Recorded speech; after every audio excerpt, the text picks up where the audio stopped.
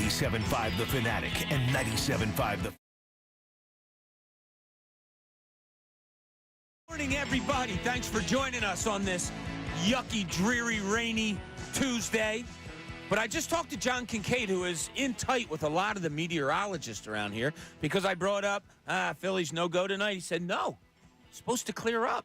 It's supposed to be okay. Might be able to get the game in like they did last night.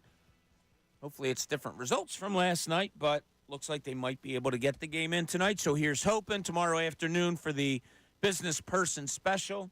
That might not be too good, but speaking of not too good, that was last night in the Philadelphia sports landscape. Not too good.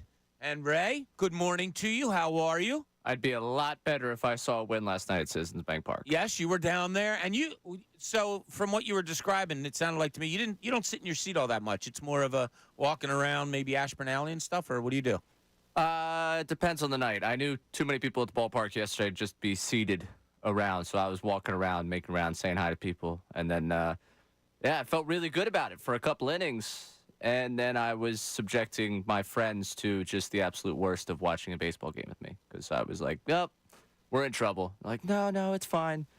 And no, they were not. Yeah, fine. you made a prediction and all that. It did not go well. It did not go well. I don't like all. being right in those circumstances. No, it started off well, the night did, but it quickly went downhill. Yeah. So many different things to get into. I hope you're doing well after being outside all night last night. I don't want any sicknesses coming upon you. I feel fantastic, Bob. You look good. I'm very, very happy for you. Traffic today, for those of you who maybe are already where you needed to go, and hopefully you got there safely and all, but for those of you that might be late starters, your day starts a little late, give yourself time. I mean, my normal drive in here for these 10 o'clock hours from over in Jersey is probably about 25 minutes to a half an hour. Today it was like an hour and 12 minutes. It's just bad. You have the stuff going on with the up in Port Richmond with the I-95. So there's a lot of traffic filtering, a lot of places. Give yourself extra time. Be careful. Just, do what you have to do. Ray, I'm going to say something here that might be a little controversial, but I want people to hear me out. When I say things, you have to hear what I say, or when anybody says things, don't just hear it. You got to listen. You have to listen to what I say, because I had a little controversy on Twitter yesterday with someone that I'll get into a little bit later. But all bad drivers, all people that drive crazily have tinted windows. Now, I'm not saying that all people that have tinted windows are crazy drivers. I'm not saying that. But if you're on the road and you see, which we inevitably, all of us see, someone coming up the left, coming up the right, weaving in and out of traffic, going 100 miles an hour, when you're in a middle lane and there's no reason for somebody to almost be hitting you from behind and all that stuff, I'll bet you that about 90% of the time, those windows are tinted on people that are crazy drivers. I don't know why it is, Ray, but it's just the observation I've come across over about the last 6 months. So I'll be sitting in traffic. I might be with my wife going down, say, major highway, and I'll see a car from way back, because I always keep my eye on all cars, in and out, in and out, in and out. And I'll say to my wife, guarantee they'll have tinted windows. They'll come up the side, vroom.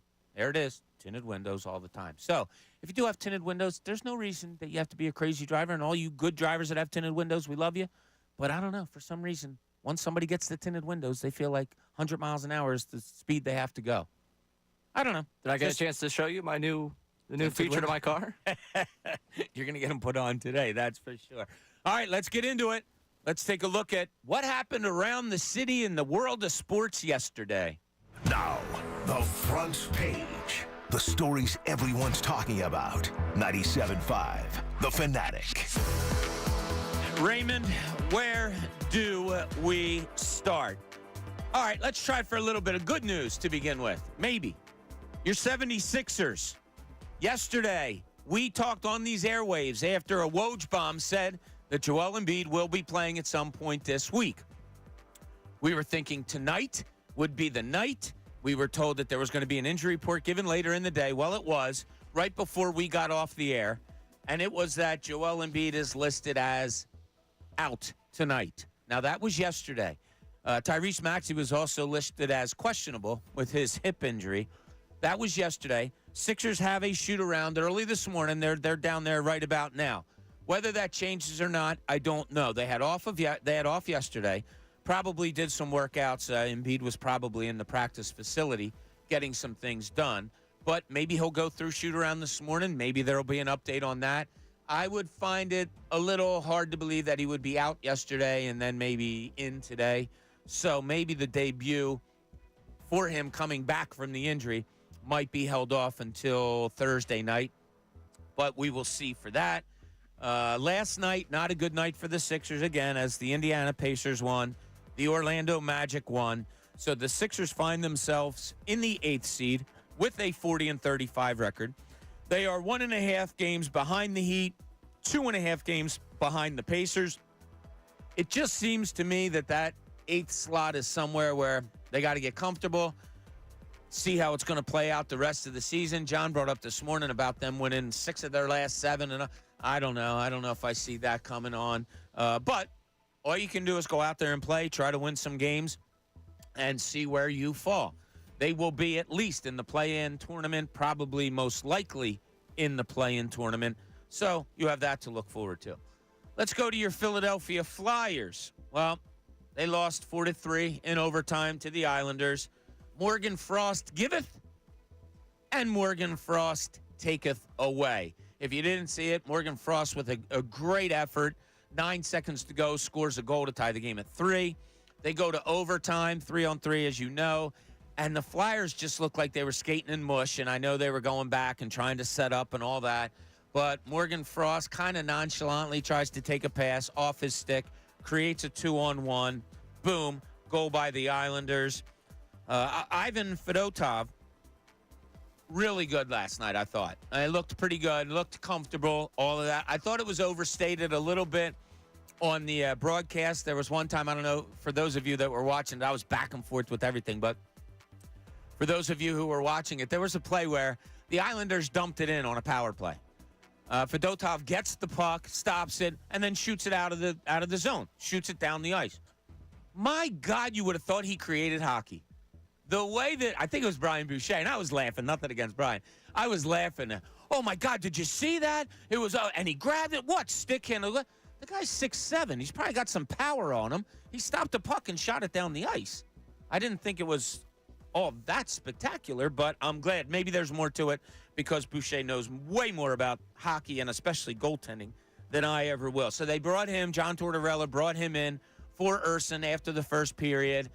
Fedotov seemed to play pretty well. He had no chance on that last goal, so there was nothing he could do there. So the Islanders get the 2 points. The Red Wings, who the Flyers are also battling with wild card, they won also. So the Flyers are 1 point up on the Capitals. However, the Capitals have 3 games in hand, so that's not good. The Red Wings are a point behind. They have a game in hand. And the Islanders are 4 points behind with 2 games in hand. So that's not good. Also, Flyers have lost 5 in a row. Their next 4 games are on the road. Friday night, they're at the Sabres. Saturday at the Blue Jackets. Tuesday at Montreal. Thursday at the Rangers. I said weeks ago, don't worry about it. Flyers are in the playoffs. It's a done deal. I don't know so much anymore. This isn't going well. John Torella came out and spoke viciously, I'll call it, after the game about his team. Didn't call out individuals specifically, but had some specific players in his mind. We're going to hit on that soundbite a little bit later and talk about it. Because I came in here this morning off the air and I said, what do you guys think of Tortorella? And I've said this all season long. He intrigues me. And John right away said, he's right. He's calling out players. He's right. This is what you do. Okay, that's open for discussion. I don't know. Is a young team going to respond to being called out like this late in the season? He held off until like a week ago to come out and say, hey, you got to win now. This is playoff time. This is for the playoffs. I haven't mentioned playoffs before, but I'm mentioning it now.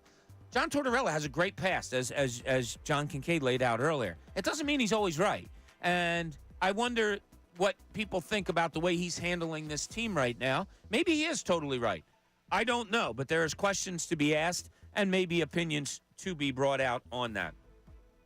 Your Philadelphia Phillies, Ray was at the game last night. Get out to a 2-0 lead. An inning just like you want. Base hit by your leadoff man. Base hit by your second guy. First and second. Single score. 2-0. Double by Alec Boehm. 2-0. First inning. Great.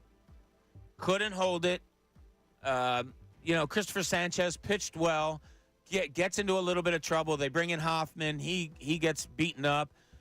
Get to the 8th inning of a 2-2 game. Johan Rojas, I don't understand it. We're going to have to talk more about it. But he gets picked off / caught stealing with your number 4 hitter up. I don't know. Don't know what was going on there. So the Phillies wind up losing that game 6-3 after giving up a grand slam to Spencer Steer by Connor Brogdon in the 10th inning. Not good. They try to get a comeback in the bottom of their 10th. They get a run, but that's it. The biggest bright spot out of the Phillies last night, Ray, as you know, Junior Marte was absolutely fantastic once again. He got in for an inning. He got a strikeout. No marks, clean inning. He gets out. Probably, I don't want to say just the best player on the Phillies right now, might be the best player in the National League. So Junior Marte, who we adopted on this show last Thursday, another terrific outing. Philadelphia Eagles, well, your former edge rusher from Temple University had a press conference yesterday with his new team, the New York Jets, talked about what he thinks happened, what he may know that happened, but it still kind of leaves some things open for interpretation. We'll dive into that. We're going to listen to what Hassan Reddick had to say yesterday during his press conference with the New York Jets, talked about business moves and things like that. There's some things to dissect there. Does it all really matter in the end? Probably not. It appears to, if we're going to kiss it, keep it simple, stupid, we're just going to have to label it as, it looks like the Eagles think that Bryce Huff is going to be as good as Hassan Reddick. And that's the replacement. They put him in there, boom, get rid of the $20 million salary cap. That was Hassan Reddick, and move on. We'll see how that all plays out. All right, on the national front, we talked about it yesterday. Iowa against LSU, women's regional final. What a game. That was so much fun to watch. The one time during that game I said, oh, no, that I got ticked off was when Angel Reese appeared to twist her ankle. I did not want her off the floor.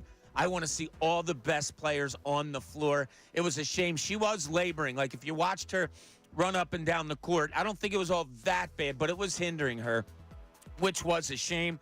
Of course, Caitlin Clark goes nuts, gets 41 points, leads Iowa to the win over LSU. I'll tell you what, though. I'm watching that game last night. Flojae Johnson might be the most athletic women's player that I have seen in a long, long time. And I'm watching her, and I'm like, I haven't watched a whole bunch of LSU games this year.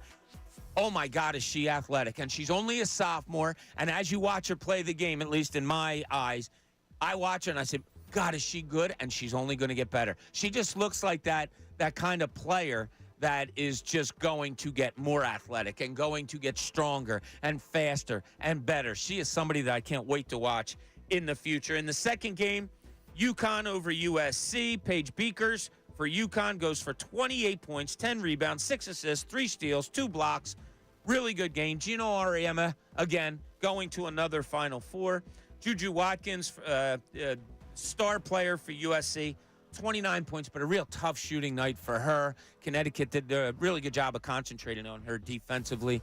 So there you have it. There is your happenings of yesterday. Looking forward, Ray, I know you're pumped about this. You have a wedding in upstate New York, so you might not be able to catch a lot of this. But your Final Fours are set for both the women and the men. Friday night, North Carolina State versus South Carolina, women's, 7 o'clock. And UConn, number 3 seed, against number 1 seed Iowa at 9:30. The women's Final Four is in Cleveland. And then Saturday, North Carolina State versus Purdue at 6 o'clock. Alabama versus UConn at around 8:50. How crazy is that? That 2 schools are represented in the Final Four of the women's and the Final Four of the men's. I don't ever recall, I mean, I'm sure it's happened, but I don't ever recall 2 schools being represented in the Final Four, both men's and women's. Yeah, I don't think it's happened two different schools. No, it's This kinda is a wild. UConn thing, though. This is something I kind of expect. I think, especially my age, you just kind of expect that UConn's going to be there, whether it be men's, whether it be women's. And more lately, it's been men's, where before it was, you Right. could count on the women all the time. The four-peat from 2013 through 16 for the women's, yeah, you could expect that one of the two was going to be represented late in this tournament. Now it's just both of them. I mean, their men's team has become the buzzsaw that the women's team was, earlier, like a decade ago, because I don't know if anyone's beaten that UConn men's team. If they're playing their game, they're really good. And Danny Hurley is a really good coach. I was a little turned off by him over the last couple of days. He's playing the old, nobody covers us, nobody cares about us. If we were Duke, if we were North Carolina, somebody like that, they would be all over us. But nobody cares about that. I would rather be that way. I'd rather, I'm looking out for my kids, and I hope my kids are getting all the adulation that they deserve. As a coach, that's how I would be. And maybe if he's looking to try to call the national media to that, okay. But I kind of that's my personality as far as sports goes. I like putting my head down and just trudging forward and being a champ if I was ever fortunate enough to do that, or being the best player if you're ever fortunate enough to do that. I kind of like not having to call attention to myself and the attention coming because you're so good. Now maybe Danny Hurley's upset that they're not getting the attention that he thinks they deserve, but we shall see there. Coming up on the show today at 11 o'clock, we will have John Clark on from NBC Sports Philadelphia, NBC Sports. He is just a man about town. He's everywhere. He's with the Flyers. He's with the Sixers, the Eagles, Phillies, everything. So we'll talk to John at 11. And then at 12:30, I had to go to some friends and see if I could get this guy and he was nice enough to come through. Steve Levy, main NHL guy for ESPN. I want to talk to him about Torella, the Flyers, where they may be as an organization, and then including right now where they are. So Steve Levy's going to join us at 12:30 to talk all things hockey and particularly Flyers. But as we get into it today, Ray, I was looking at that. We were all excited for that game, for a lot of games last night, but we talked about the Iowa why am I drawing a blank? Iowa LSU game last night. And the anticipation of it was, we talked about it, it might be the most watched game this year besides the Super Bowl. So a lot of anticipation. Anticipation for people that might like Iowa, that might like LSU, that like individual players, that may not like coaches or however that goes. So there was a lot of anticipation, a lot of looking forward to that game last night. I want to put it out there to you. With our expectations of sports, and John and Andrew were talking about it this morning a little bit, about how expectations have kind of been let down over the years. They were talking about era, like it's a good time to be a Philadelphia fan, Andrew was saying. John was combating it with, yeah, but there hasn't been championships, so therefore your expectations have been let down. Is that where we are? Are we kind of riding the, man, this sucks. We have good teams here, but they're just not getting there? Do you go to individual games with high expectations and find yourself let down more times than not? That game last night, I couldn't wait for it. My friends were all tight. Joe Z, one of our sales guys who works here for behind-the-scenes people, I don't know how huge of a sports fan Joe is. He texts me in the middle of the game last night, and he said, you and Ray said today that this was going to be a great game. My God, what a game. That lived up to expectations last night. Do you find it as a sports fan that your expectations are often met? Are you often let down?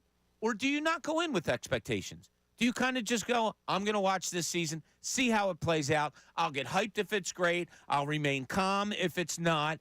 Or are you so in that it's going to get you one way or the other? How do you go into seasons, Ray? You have an Eagles team last year, lost in the Super Bowl the previous season. You go into last year, nobody, and I mean nobody around us, wasn't saying that the Eagles were going to the Super Bowl. Everybody was saying, oh, yeah, they're gonna win the NFC again, get to the Super Bowl.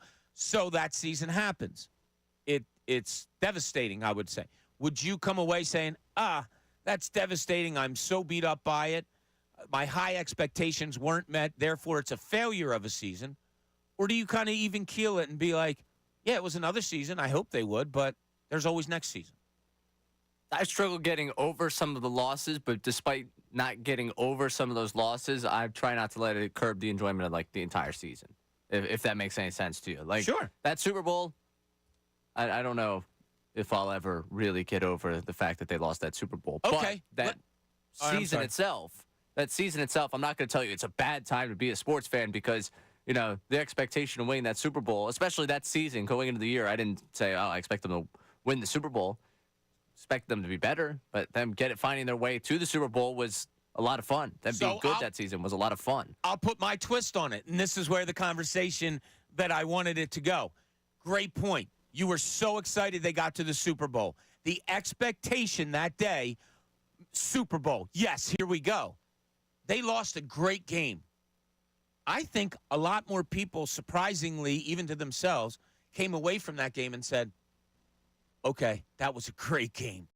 We didn't expect the Eagles at the beginning of the year to be here. I can live with it. I think that was more the case than, I can't believe they lost. Another year, you go to a championship, you don't win it. I thought people were okay with that loss. Now, obviously, we all want to win and all of that. But I kind of felt like people, their expectations were met in that it was a great game. So where do your expectations lie in Philadelphia right now? Have you been disappointed over the years? Are you in a spot that you're okay with what's going on? I had unbelievable expectations for that game last night. That Iowa-LSU game with great players on both teams. I couldn't wait for it. A lot of my friends couldn't wait for it. We talked about it yesterday, and it met every expectation. And I really didn't have a rooting interest. I wanted to see the best players on the floor. You guys know, I think Caitlin Clark's game, it's fun to watch, and I've watched that for a couple years. But, man, that LSU team is good, and they're big, and they're physical, and they play good basketball. And like I said about Flau'jae Johnson, she is an athlete the likes I've rarely seen before in women's basketball. I love all that. It met my expectations. Are we at a time right now where our expectations aren't being met, or they are, and we're okay with it? 610-632-0975. That is the number you can call and talk to us about this. Also, you can text that number. Let us know how you feel. Don't forget, 11 o'clock, we are going to have John Clark. At 12:30 from ESPN, Steve Levy to talk some hockey, specifically some Flyers hockey. This is Middays, Bob Cooney, 97.5, The Fanatic. Fanatic Sports Update. Phillies falling extras. I'm Ray Dunn. This update is brought to you by PJ Willihan's Tuesdays.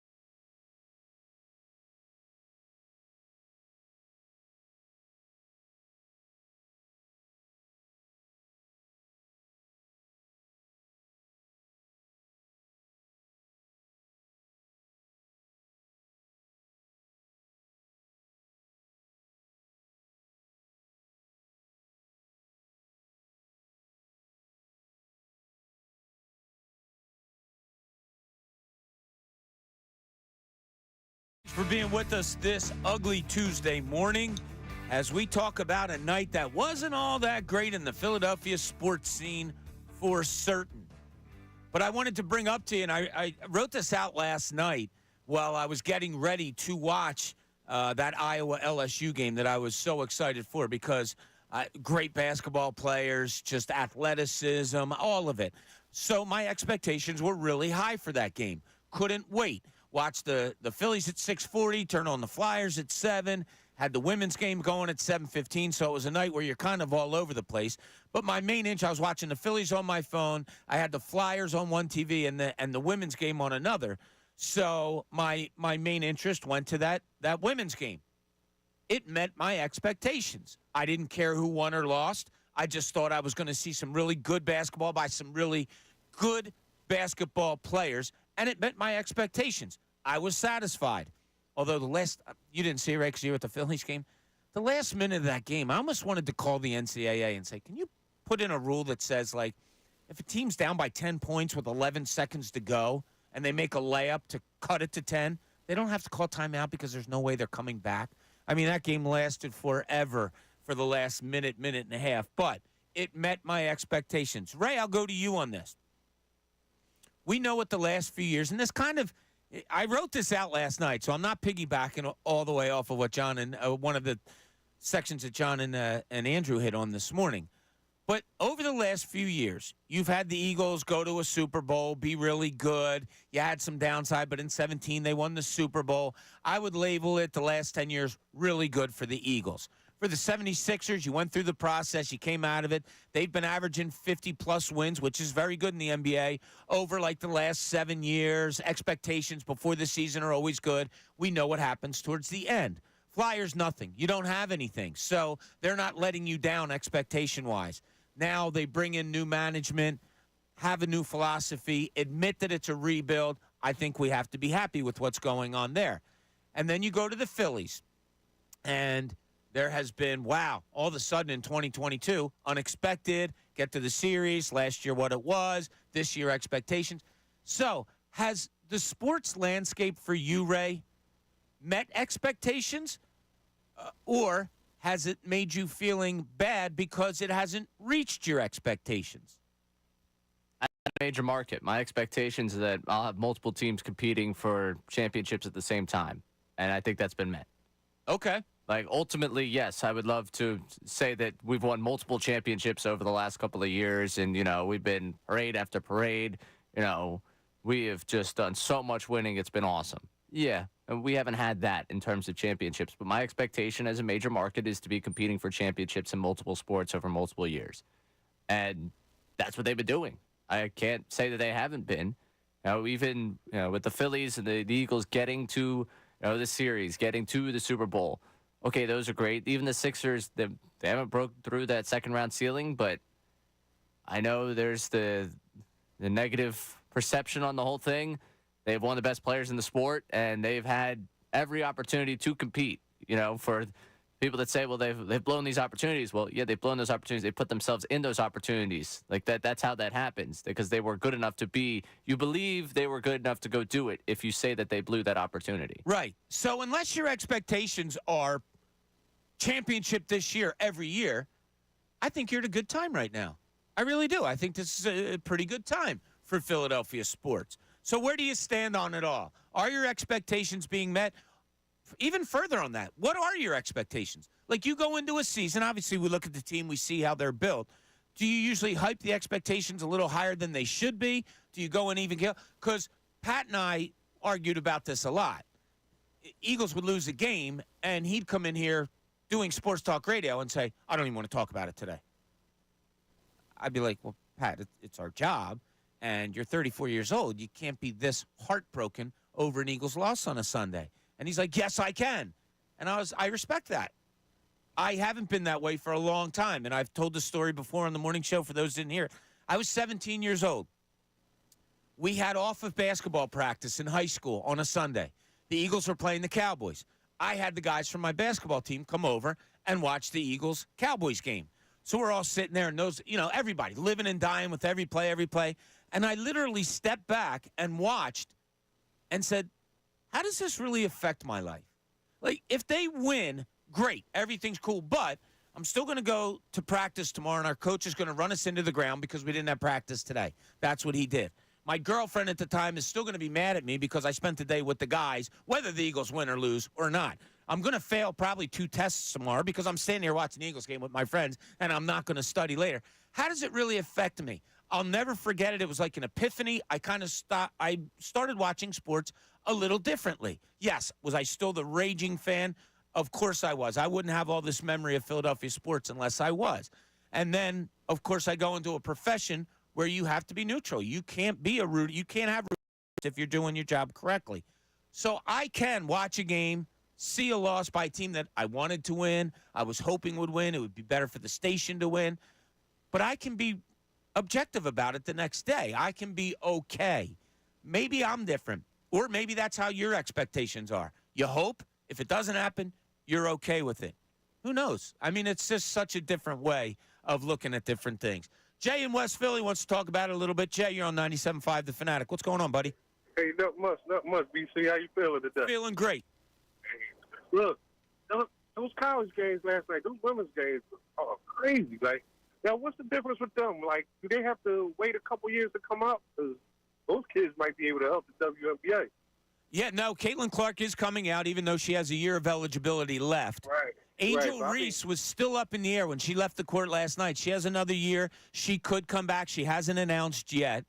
So they can come out. Yeah, it's similar to college, all college kids. So they don't have to wait like 2 or 3 years, like they could. I think it's the same. I'm not sure of that. To tell you the truth, I am not sure of that. But it's good. It was fun basketball, right, Jay? Man, watching it and like Juju, she reminded me of Carmelo so much. Like she could score at will. And she is fun to watch. Good. Yeah. Yeah, because remember a couple years ago it was Paige Beckers and like she had her injuries, but she reminded people that I think if all those girls went right away, like they might be able to help the WNBA quicker. Like, well, when it was announced that Caitlin Clark was coming out, the team that has the number 1 draft pick, I think it's Indiana, if I'm not mistaken, their season ticket sales doubled. Yeah, but I'm looking at the whole, because this whole year, the college game was based off of last year. Like, her and Angel Reese could be like Magic and Bird. Look, they could do something with that. Absolutely. Jay, what do you got on the Sixers real quick? I want to know. I've always been a Paul George fan, but I didn't realize he was that old. But, like, I think he would match well with Embiid and Maxey. And then I want to see, like, I like the things that Kyle do on the court. I wonder if he got one more year, because I would love to see him play with Embiid to, like, get them in the right mindset and, look, scrapping that play. Yeah. Because, like, I think a lot of stuff was when Doc, they was running the same plays. Yeah, Doc's offense. That's why he couldn't never, close out a series, because all right, we on to this. Yeah, thanks, Jay. I appreciate it. Really appreciate it. I don't know about Kyle Lowry for another year. If you do, it can't be in a role that he's going to have for the rest of this year, which is 30-plus minutes a game. That just can't happen. So maybe another year for Kyle Lowry. Who knows? But I don't know. That doesn't drive me. I'm not looking past this year. He was talking about Paul George and all that.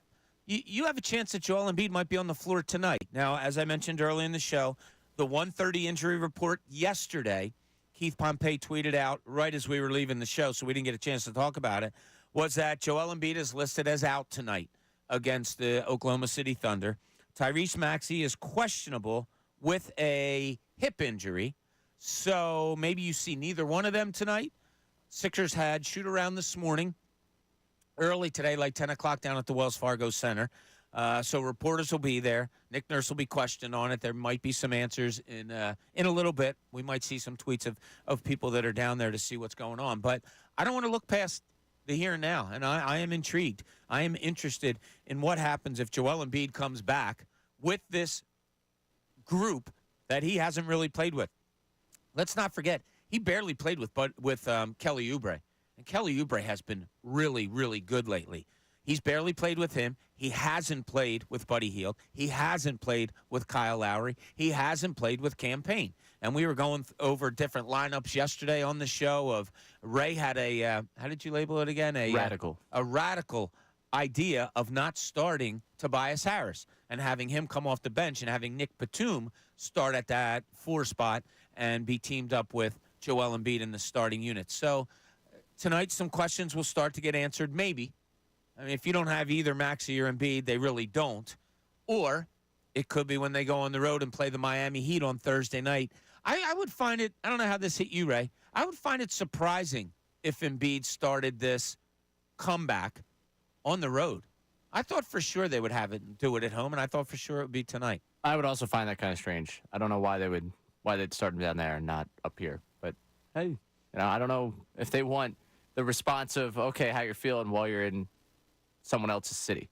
Yeah. Like, hey, you finally get out there, you finally play a game. How's your knee responding to it? Let's have all these conversations in another city and not in Philadelphia. Yeah, I find it a little odd because he'll start there. Then you wonder, they fly from there to Memphis. You wonder, like, putting him on a plane after playing, you worry about swelling, all of that stuff. Maybe they have it in their mind, oh, he's not going to play against Memphis anyway, recovery period. I don't know. We'll see how they're going to handle all of these things. Hopefully we'll find out a little bit more that we can share with you before we are done with the show. Okay, when we get back, I have a question about Rob Thompson. Is he in a slump? Everybody goes through them in sports. Everybody has their hot streaks. Some people have their slumps. Sometimes they're able to be defined why it's happening. Other times not. I'm wondering if he's kind of in a slump. And it took all of one batter for me to come up with this question last night. We'll have all that and more. Don't forget, John Clark is joining us at 11. Midday shows, Bob Cooney here at 97.5 The Fanatic. Kincade and Salciunas. Hashtag Bronny for Braun.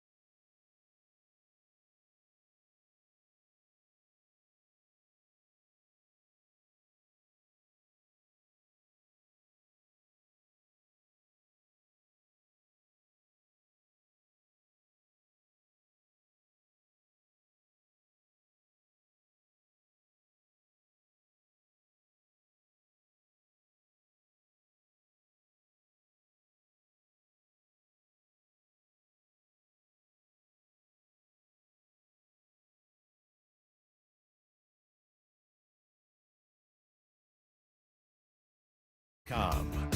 You know, you do this job, you have it all planned out, you want to be entertaining for the people, informative for the people, and then down the hallway walks our friend Matt Cord, and he's got a friend with him, former 76er Todd MacCulloch. So these guys are in visiting. How are you, boys? Good. How are you? Thanks for Doing having great. us on today. No, so glad you did. Matt, Bob? how you feeling? I'm trying to book Todd on every radio station in the group today. I got a good booking. He came on our show, Preston, his team. Like, what's going on to Bob? I don't know Making who those other people are. So Todd, what have you been up to? Everything good? Yeah, good. Just parenting and playing a lot of pinball, and He's ranked in the world. I'm about 3,569th out of 100,000. I've been as high as 48th back in 2009. So ranking slipping. I'm trying to get back up there to the top of the charts. So give us the background of you, because there's some people here. You and I were talking about your career. I started covering the Sixers beat after you were gone. You were covered for the Daily News by the late, great Phil Jasner. But tell people that might not be familiar. You were with the 01 team, but your time here and then how you got into the pinball. Just something I always enjoyed. And then when I left here and went to the Nets, we had a house with a finished basement and nothing in it, just a pool table. So I ran into a guy and I said, "What do you do for work?" He said, "We work for a company called Betson, and we supply people with arcade games and pinball machines." I was like, "I always loved pinball. Would you sell to me?" He's like, "Yeah, we don't usually sell to individuals, but I don't see why not. What are you looking for?" So I was like, "How about Whitewater?" "Yeah, we got that one." "Oh, can I get it?" "Sure." "How about Jackpot?" "Yeah, sure, we got that one." I was like, "How about Jurassic Park?" "We don't have it, but we'll get it."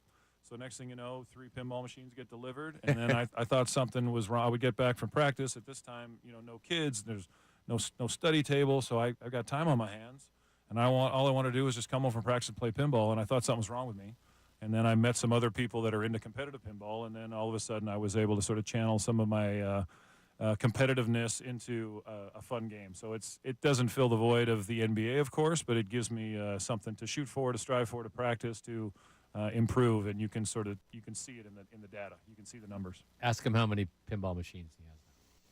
How many pinball machines do you have now? I got about 70 pinball machines or so. So they just Where are they? A bunch are at the house, and then I'm an operator, so I have sort of partnerships with local businesses, pizza places, and breweries, and then we just kind of have a revenue sharing thing. And so try and put them out there in the community for people to play, and try and get my friends hooked on pinball so they start their own collections. And so far it's working. So young Todd MacCulloch, you grew up. Were you Canada? You grew up in Canada, right? Winnipeg, My memory's all Winnipeg, coming back. Manitoba. Yeah.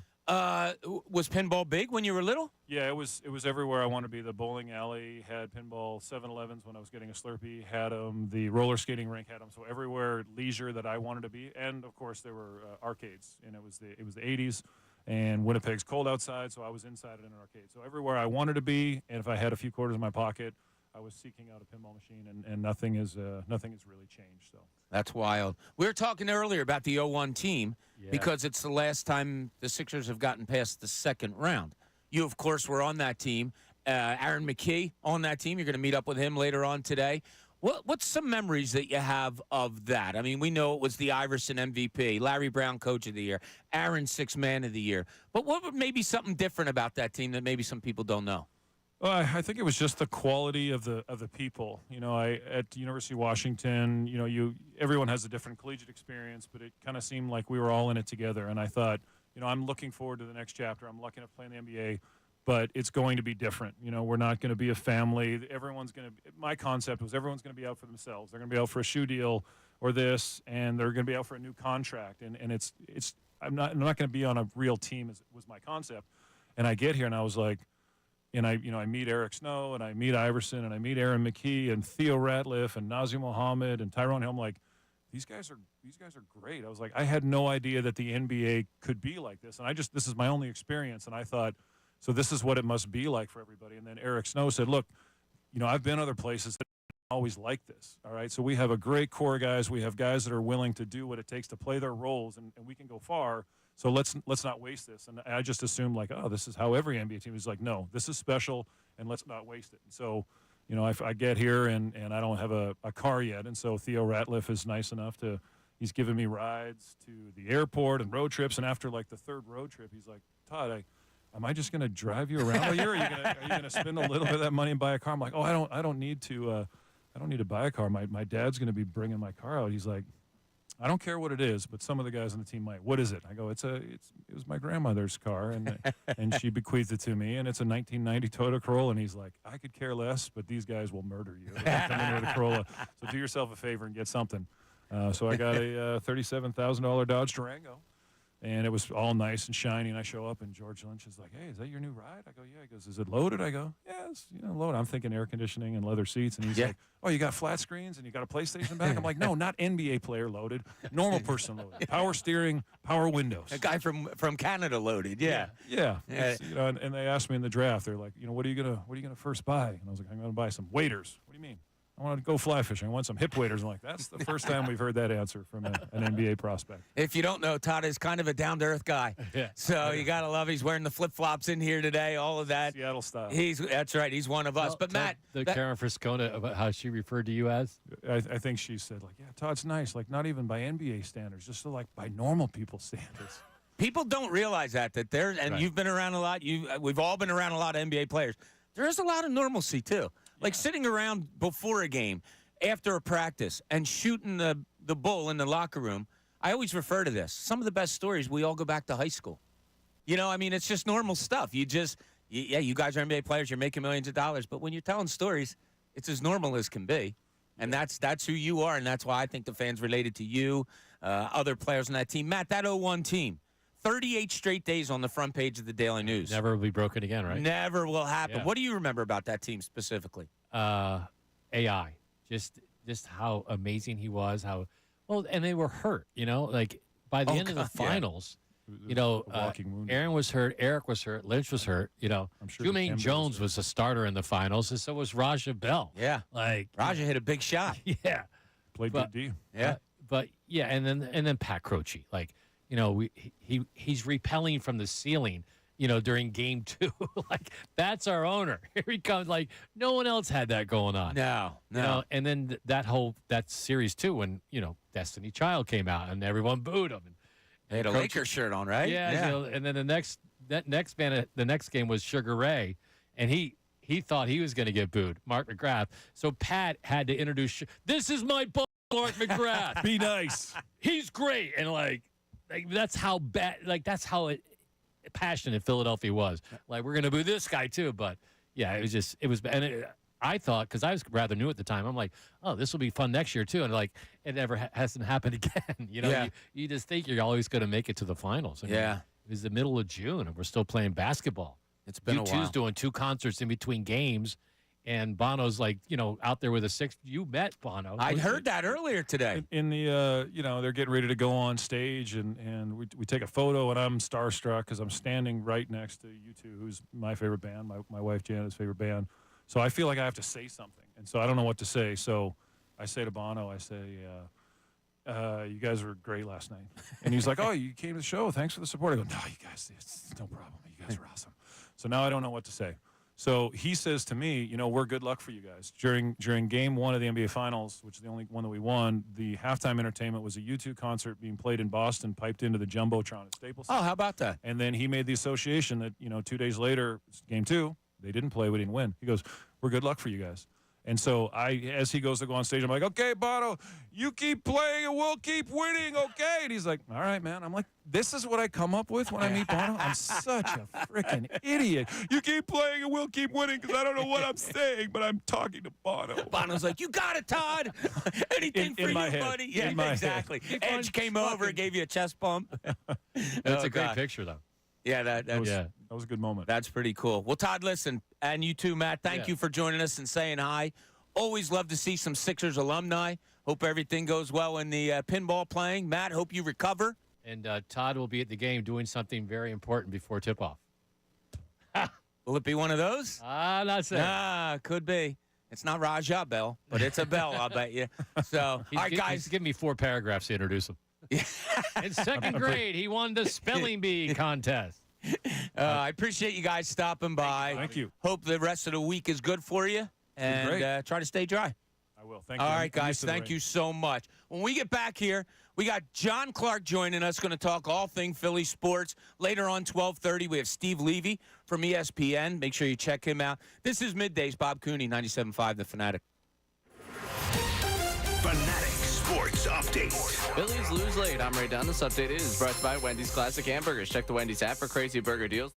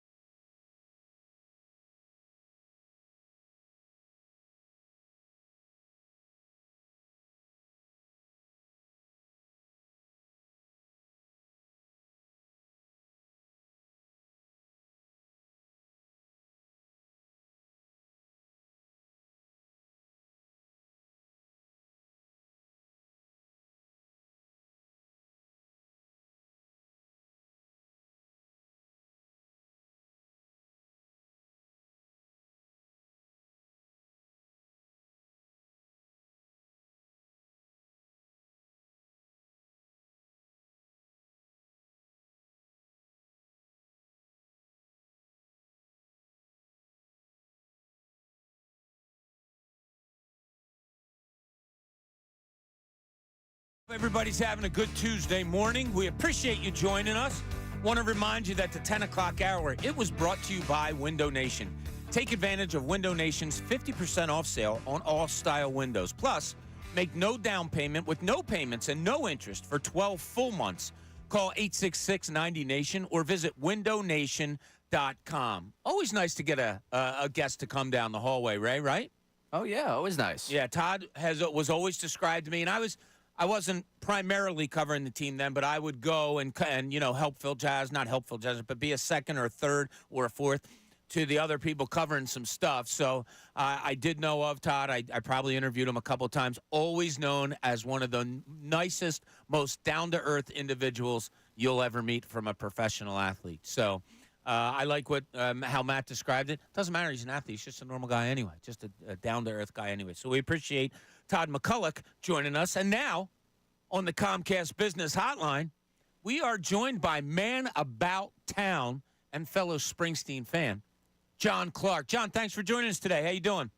Hey, you got it. How you guys doing? We're doing great. No complaints. Have you been keeping an eye on the set lists? Yeah, I actually was on a golf trip out in Phoenix a couple of weeks ago, and I caught Bruce restarting his tour in Phoenix, so it was good to see him again. Wow, look at you. All right, I can't bore the fans here. I get a lot of feedback, John, from people that know I'm a Springsteen fan. Oh, how can you like him? Here we go. That's okay. I mean, if you don't like him, that's fine, too. It just so happens I do, you do. We've been to concerts apart together. But, yeah, that's just one of the things we enjoy. Another thing we enjoy, obviously, is the sports going on here. So, John, you are the man about town. You have your hand in everything. I'm just going to run down the gamut and ask you questions on each of the teams. So I'm going to start with you with the 76ers. We got the news. Woj had a little bit of a bomb yesterday. You guys have been reporting he's close, he's close. Where do you think this Sixers team is when Joel Embiid comes back? Well, that's the big question. Can they slip into one of the playoff spots, the sixth spot? And I just don't see it. I think they can do pretty well with Joel back, like maybe go 5-2 or something like that, because they're facing 4 bad teams. But they're 2 games in the loss column behind Indiana and Miami. You'd have to pass over both those teams to get into the 6th playoff spot. So I really see them in a play-in game, most likely against Miami. And the thing I worry about with that is playoff Jimmy waking up. Because, Jimmy is the type of guy, he understands the regular season and then picks it up in the playoffs. So it's going to be a tough road here because it's so far into the game here, so late in the game. But hopefully they can avoid that 8th playoff spot and a series with the Celtics, and hopefully they can luck out and maybe get a series with the Bucks.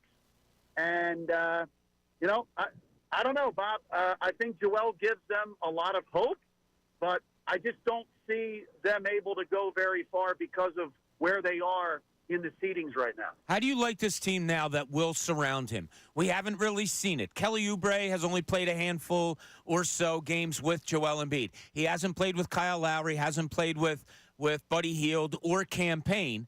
Do you like this team surrounding him should he come back and be fully healthy, John? That's a big question mark. It is fascinating that he's going to be out there with a bunch of guys that he has never played with before, and it's the most pressurized moments trying to gain some ground in the playoff race, and then, can he have his conditioning back to the point where he can be the MVP that we saw? Those are all questions that I have, and I will be honest, I'm a little disappointed in Buddy Hield and the way he has performed since he's come over, especially the last couple weeks. But maybe having Joel back and getting that spacing will help Buddy Hield. But I'm fascinated by the lineup they would go with, because if you were to just say, okay, who are the best players to put on the court in a starting lineup, would you go Kyle Lowry, Tyrese Maxey, maybe Kelly Oubre, maybe Nico Batum? I don't know. So the starting lineup could be remade with Joel back in there. We went through that yesterday, and my producer, Ray, had a radical idea of Tobias Harris coming off the bench and replacing him with Nick Batum. That way you have glue pieces there around Joel Embiid and then some firepower off the bench. Yeah, I don't disagree with that. And, you need defense as well at the guard position. So I don't necessarily know if Buddy Hield or Kelly Oubre, I don't know if they would be in the starting lineup. So it'll be fascinating to see how Nick Nurse works this, because this ain't easy. Getting the MVP back with other guys that he hasn't played with, and then all of a sudden you're trying to avoid the play-in game, or you've got a big play-in game in Miami or here in Philly against Miami. So there's so many questions, and to see how these pieces fit together. John Clark joining us on the Comcast Business Hotline. John, I'll switch it over to the ice. Another loss for the Flyers last night. That's 5 in a row. Next 4 games are on the road. John Torella came out after the game and had some vicious comments about his team. Where do you stand with this team? Like, what are they to you? What are they moving forward? Should there be any kind of expectations put upon this team right now? Well, maybe this team was playing a little bit above their head, and John Tortorella does a great job of doing that in his career, getting teams to play above their head. So maybe we saw the best of this team that this team has to offer. And during that 7-game gauntlet, man, they really, really played well, played up to their competition. And then you see them playing down to their competition over the last week. But look, they do have fight. You saw last night they fought back, and the new 6'7" Russian goalie, Ivan Fedotov. I mean, I was impressed seeing him last night, coming to America within a week and jumping in there. But it's going to be tough for them as well to hang on to that final playoff spot.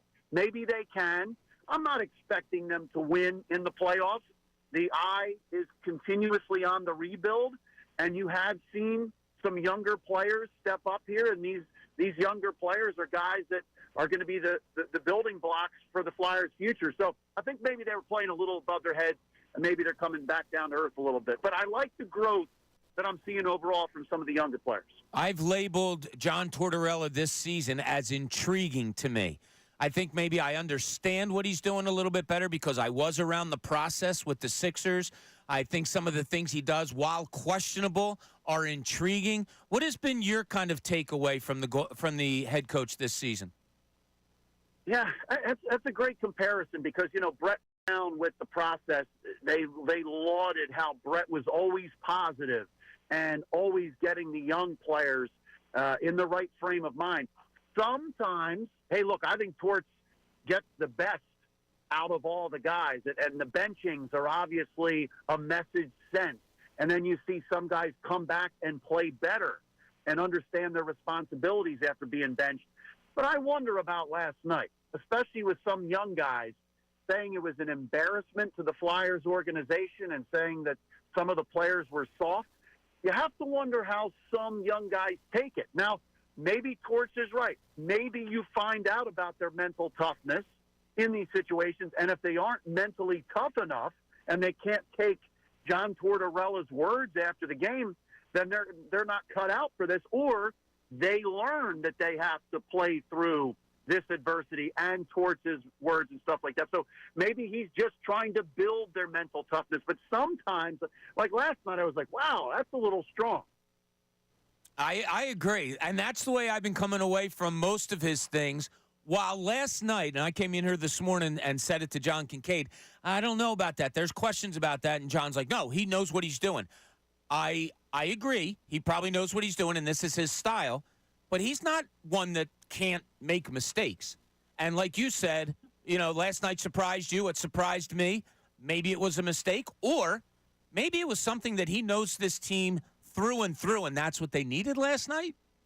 Yeah, you might be right about that, and we will see next game how they perform. I mean, those are real strong words, and maybe you don't want guys who can't take the heat like that, because the Flyers have been playing playoff games for a while, trying to get into the playoffs and be the final wild card. And if they can't take some of these situations, maybe he is right, and he identifies those. But, John Tortorella is like Peter Laviolette and a couple of other coaches who can demand so much for a season or 2 or 3, and then it becomes tough to keep up with that demand. And I don't know how long his shelf life is, And he's talked about that. And maybe he will go into the front office and somebody else will take over as coach. So you don't know how long he can push all of those buttons. So news comes out Friday afternoon, middle of what was supposed to be a great, beautiful day with the Phillies starting off their season, and we get the news drop that the Eagles have traded Hassan Reddick.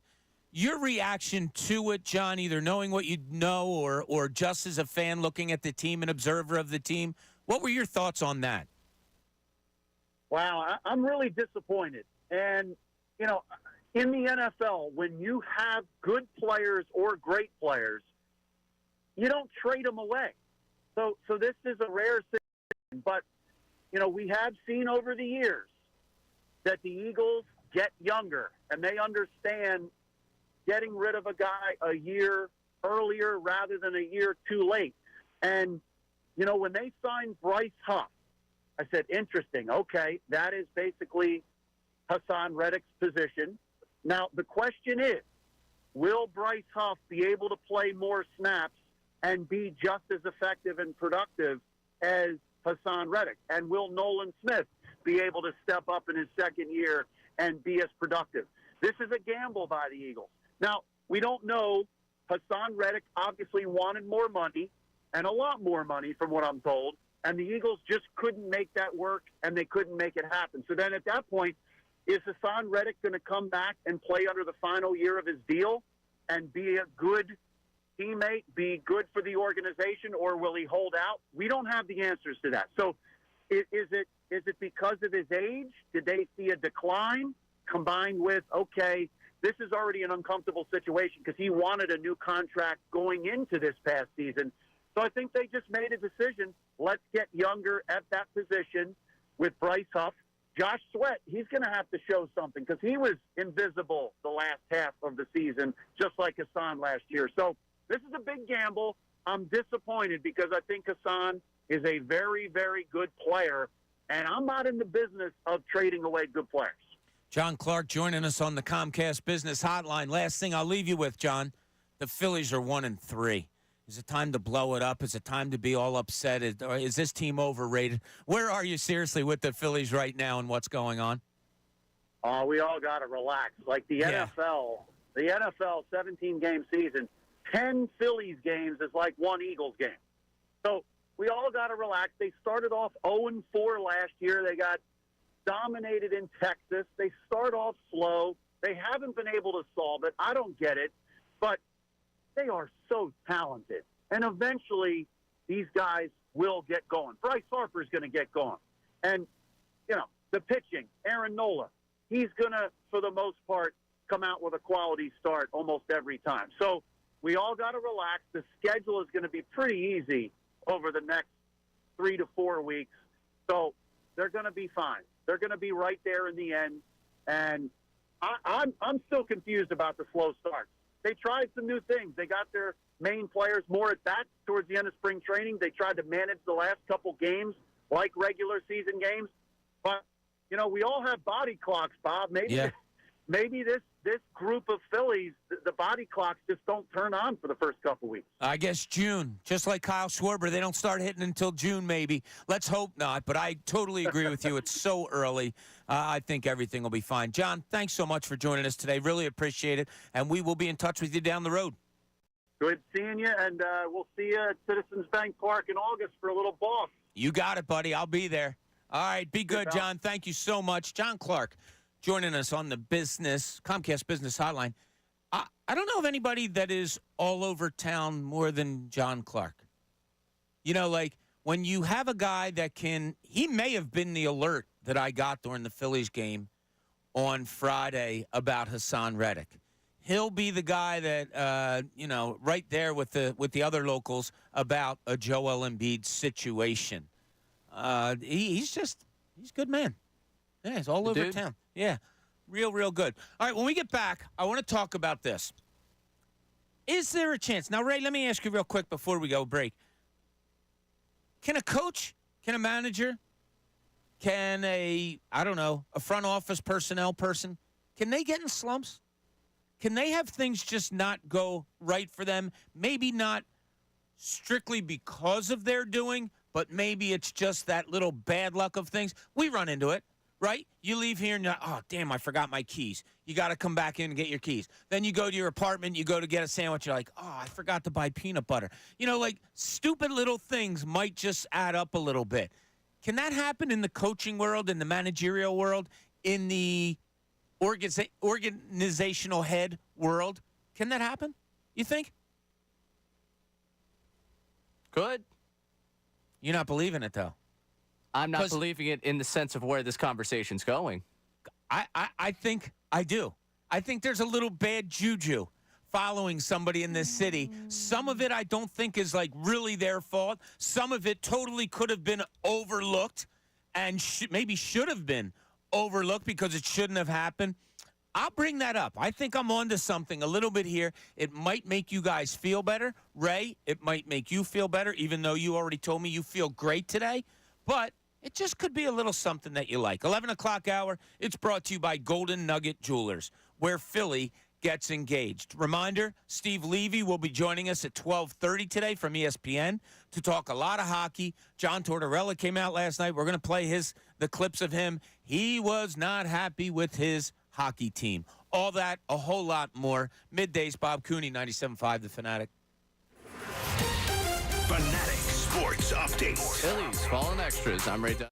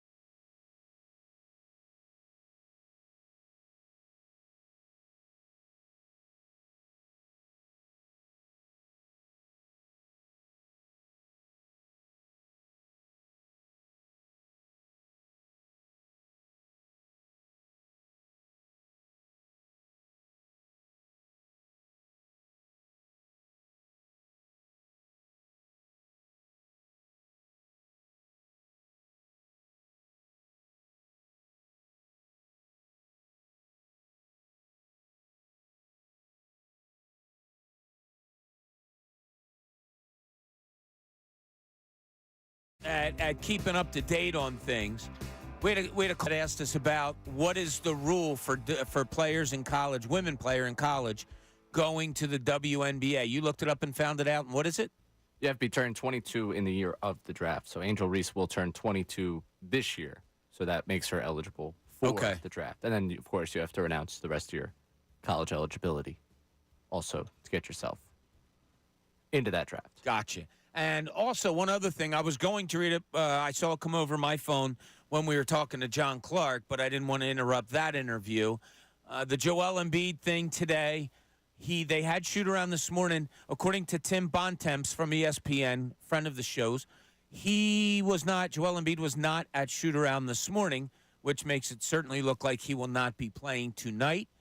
Tyrese Maxey was at shoot-around. He is listed as questionable with a sore hip, so probably still questionable. We'll find out tonight whether he is going to be a go. So it could be a case of where you were hoping Joel Embiid, you were hoping a full team would be on the floor tonight. Well, you might not get a lot of them. You might not get Tyrese Maxey, and it certainly looks like you won't get Joel Embiid.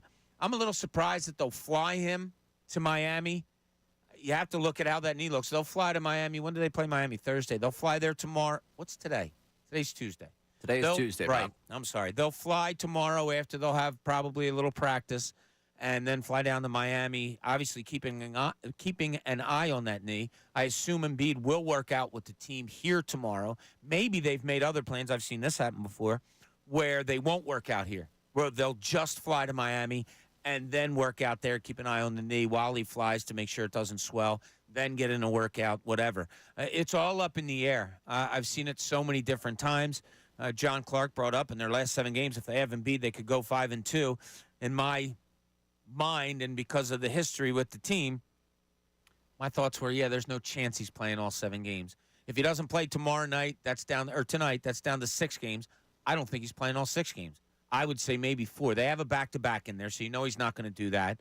It wouldn't surprise me if he played a game and they play 2 nights later, he takes that night off and then plays the second of the back-to-back, and then maybe takes another night off later on if they are secured in whatever position they are, whether it's the 8th seed and they have to play a play-in or if they move up. No matter what, I don't think you're going to see Joel Embiid play majority, maybe. If there's 6 left, maybe half of them. Something like that, something to look to get him ramped up. Okay, I brought it up before we went to the break, Ray, and I have a feeling you're not going to agree with me on this for some reason, but I want to throw it out there anyway. Rob Thompson has been questioned on some of the moves that he's made so far this year with your Philadelphia Phillies. I wonder if he's just kind of in a slump or if some bad juju is following him. Friday, he starts Zach Wheeler. Great, no problem there. Zach goes 6 innings, gives up 5 hits, no runs. Phillies are up 2-0. Let's not forget, MLB Baseball, MLB.com told us the Phillies have the best bullpen. So what did Rob Thompson do? Took his starter out after 6. You can question that all you want. I don't mind it. It's opening day. He threw, do you remember how many pitches? 85? 89. 89 pitches. That's fine for me. For the first game of the year, that's fine. You would assume that your bullpen's going to come in, be able to go 7, 8, 9, and maybe get out of there. But Strom and Alvarado, they get absolutely crunched. They wind up not winning the game, getting killed first day. Bummer. A lot of the focus goes to, well, why didn't you keep Zach Wheeler in the game? I think he made the right call. I'm not going to question him on that. You and I we didn't dive into this all that much. You were okay with it, though, right? Oh, yeah. I mean, opening day, and I forget who said it yesterday. If you end up having Strom, Alvarado, their Sunday versions, the versions that you expect to see this season, instead of the Alvarado that you haven't seen in years because he hasn't had that bad of an outing in years, they probably win that game. Yeah. In that game, you got up 2-0 because someone named Brandon Marsh hit you a 2-run home run. Saturday, they come out, and Brandon Marsh is nowhere to be found when you're going against a left-hander for the Atlanta Braves. Phillies, again, get absolutely squashed. If we're going to say that it's because Brandon Marsh wasn't in the lineup, maybe not, but Rob Thompson leaves himself open for questioning the day after the guy hits a 2-run homer, was absolutely pumped about it. I don't know. Maybe some bad luck there that you got killed and the guy that provided you the runs the day before wasn't there. Okay, I'm not going to blame him saying that's what cost them the game. But Another thing in the column of what is he doing? I got to question that early in the season. That's where we are. You go to Sunday. He sits Bryson Stott. He sits Bryce Harper. Harper now did take a tumble into the camera well on Saturday, but they said it wasn't that. It was a scheduled day off. Scratch of the head. Scheduled day off. That's crazy. You've played 2 games. However, they win the game. All right. Doesn't look like Rob Thompson's decision had much to do with that. They won the game in spite of him sitting Stott and Harper. Then you go to last night. This is when it all came to fruition for me. And you were at the game last night, Ray, sitting out there in center field and marching all around wherever you were. Like the third pitch of the game, Jonathan India hits one into the gap in right center field. Brandon Marsh, starting in center field last night, can't do it, can't get there. It goes for a triple off the wall. Catchable ball if Johan Rojas is out there in center field. Now, the inning doesn't come back to bite you at all because of different happenings. Guy gets thrown out at home. Brandon Marsh makes a nice throw to home. And JT Realmuto makes a great play to jump up, catch it, make the tag before the guy. Why he didn't slide, I have no idea. Is Rob Thompson just kind of like making decisions that are like bad luck things so far? Or is it coincidence? Or do you just not agree with some of the stuff he's doing? Where do you sit on it, Ray? I am kind of floored by the early season criticism of Rob Thompson. Yeah. Given the fact that you are letting just about every single big money hitter off the hook here. Oh, very good point by you, Raymond. Harper doesn't have a hit yet. No, he does not. And, okay, so he sat Sunday, so it's only been 3 games, so he doesn't have a hit. Okay, it's only been 4 games for the manager. And I don't think the manager was like, hey, you know what, Alvarado, you put that one down or Alvarado, you forget how to throw a strike for a game. Or Aaronola, you put that one down the plate for just about every single Braves hitter.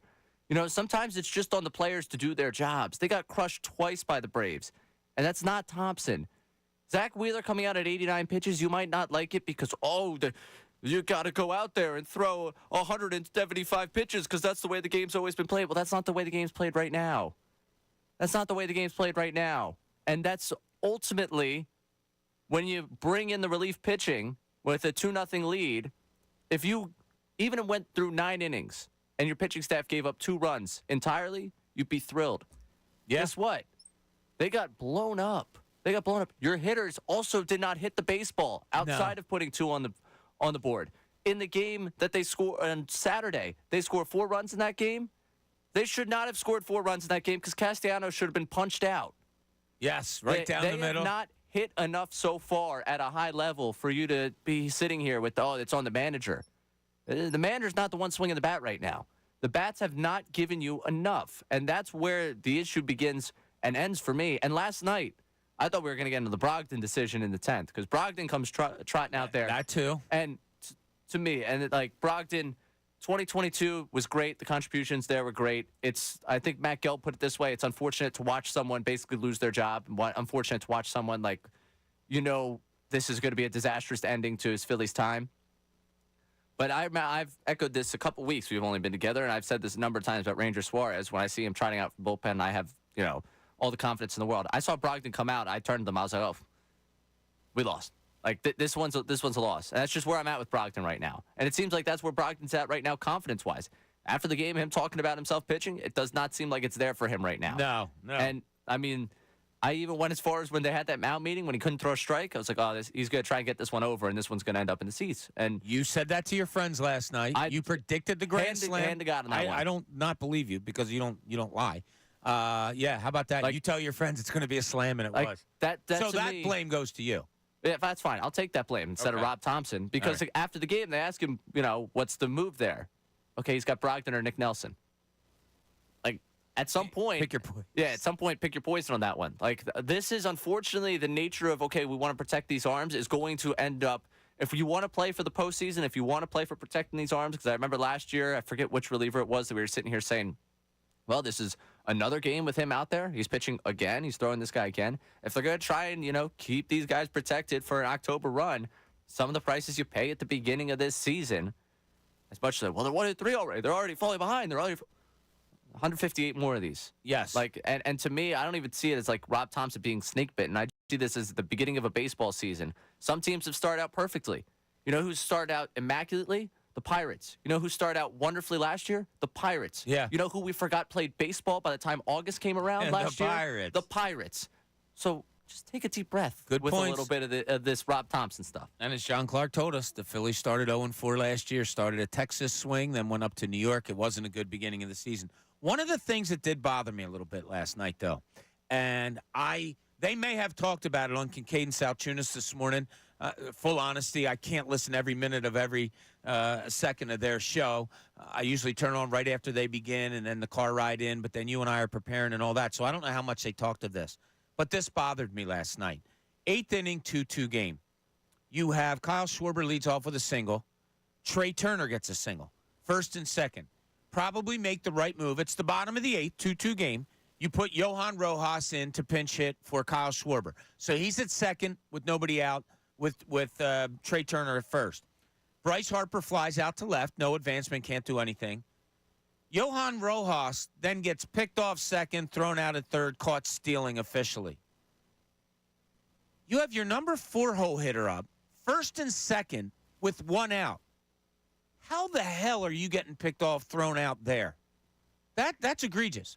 Now, the reason I'm surprised that Kincade didn't bring it up more this morning is because he has always been big time against the stupid, air quotes, base running of the Phillies. I say you can't take away aggressiveness. There's a time to be smart. There's a time to be aggressive. It's really hard to take away aggressive and try to teach smart. Sometimes you got to let it play out. That was egregious. You cannot let that happen with 1 out and your number 4 hole hitter up at the plate. So he gets thrown out. Now it's just Trey Turner on base and JT Realmuto strikes out. Phillies go on and lose that game after giving up the predicted grand slam that Ray himself called in the stadium last night. But I'm with John Clark. It's 4 games. You can't worry about it. It's do you want to see things get better? Yeah, I have. It's funny. It just stuck in my mind that the little things that Rob Thompson is doing, they're not major.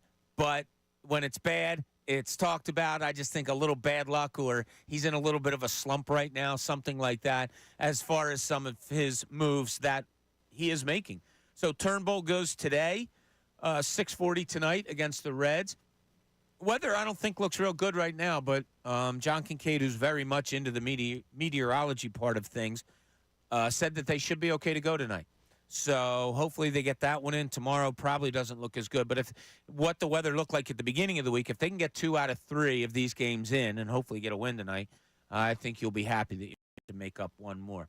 Okay, when we get back, I want to talk a little bit more about these Philadelphia Flyers. We have Steve Levy from ESPN joining us at 12:30 to talk hockey, to talk Flyers, just to see what's going on here with this John Tortorella-led team. I've called it intriguing all along. I'm anxious to see what Steve has to say.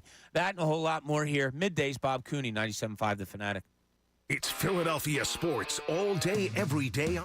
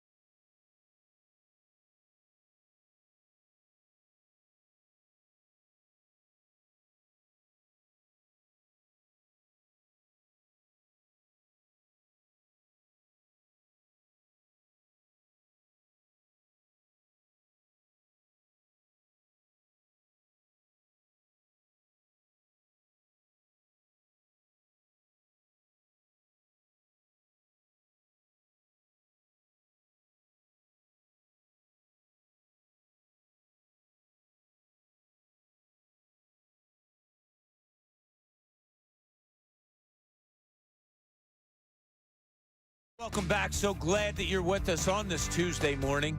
Although I had to ask Ray during the break what day it was. I don't know why I get my days mixed up, Ray. I think it's because every day that I'm with you, it's just a ray of sunshine, so the days don't really matter. Something Great like that. spin on that. Yeah. Yeah. I love that. So we're lucky today. There's some food going around the building when other stations might get a food drop or whatever. We got some stuff here we all share with each other. And as I've told you before, I worry about my man Ray, young guy on his own, doing great things. But the food intake might not be me being a little bit of more of adult like than Ray. I am concerned. Today he is stuffing his face, and I couldn't be happier. I've seen, I think, roast beef sandwiches, ham sandwiches, turkey sandwiches be consumed by him.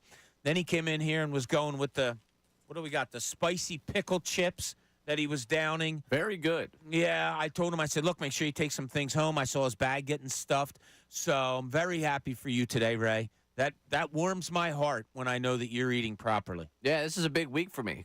From Easter meal on Sunday to today. Yeah, I mean, this is 2 out of 3 days where I have been incredibly well fed. Proud of you. So we're going to try and make it 3 out of 4 tomorrow. Yes, we will. Was your sister at all upset with us for calling her atrocious-looking cake that?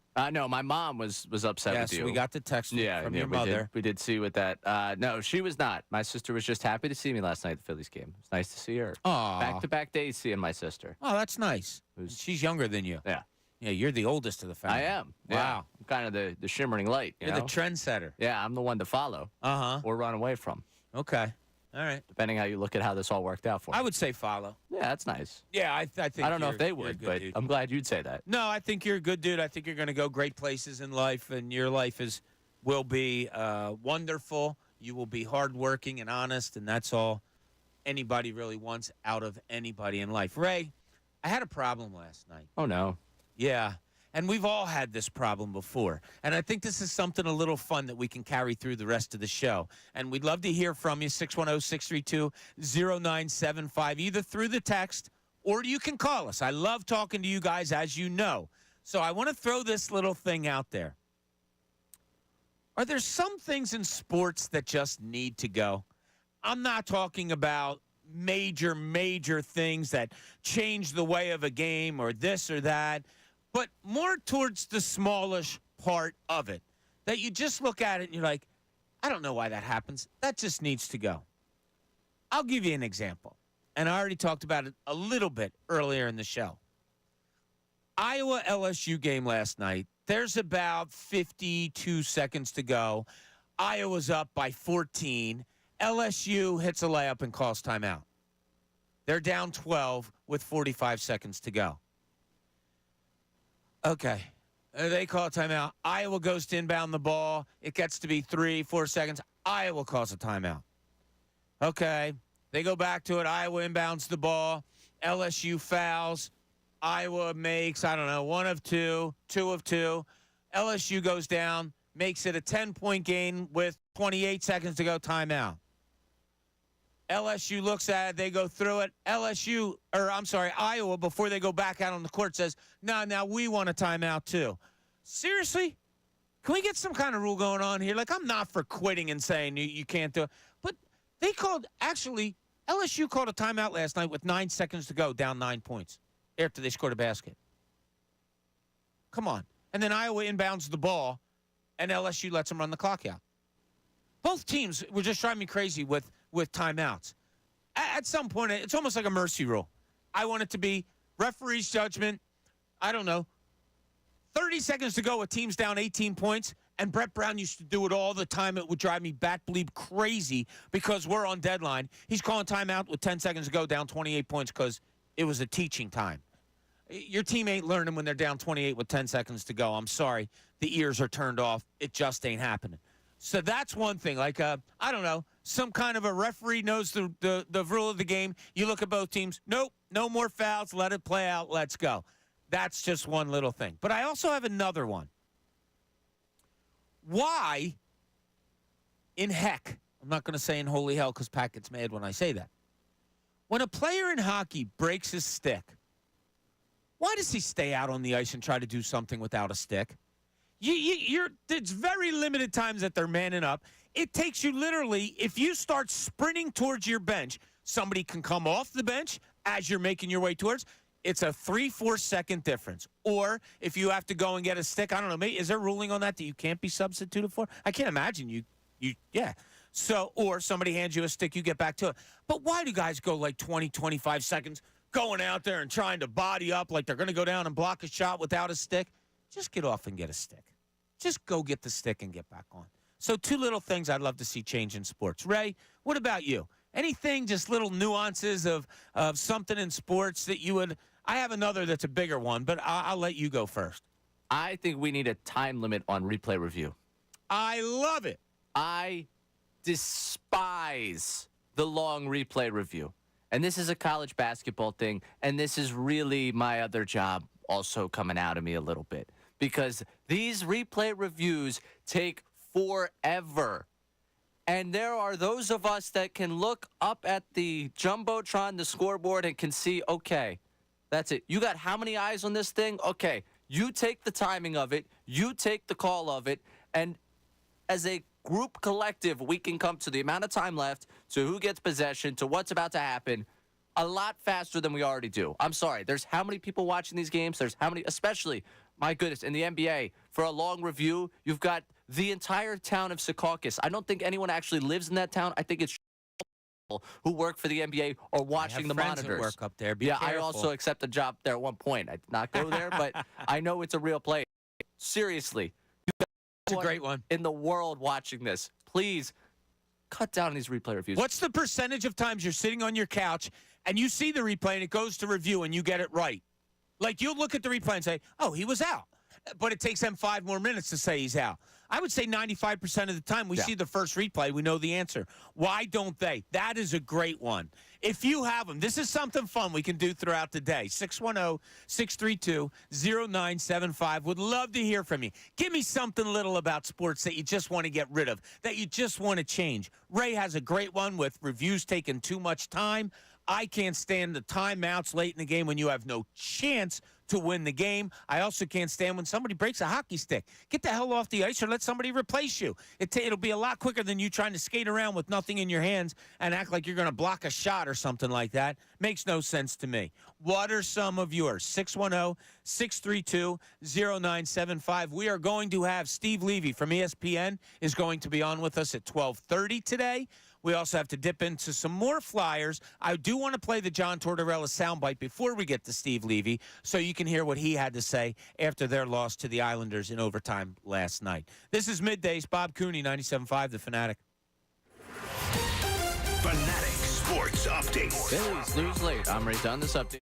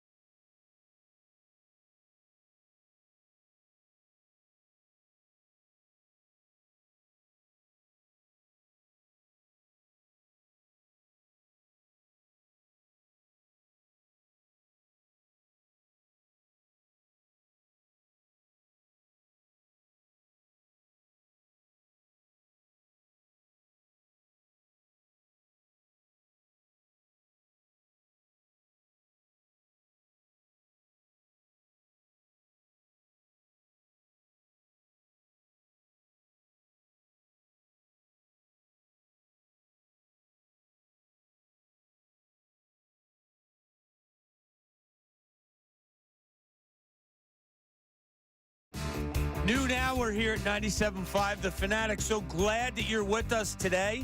I thought it was going to be a boring kind of sports night when I got up this morning with the total thought of the Phillies may get rained out tonight, that Joel Embiid, it doesn't appear, he's going to play tonight.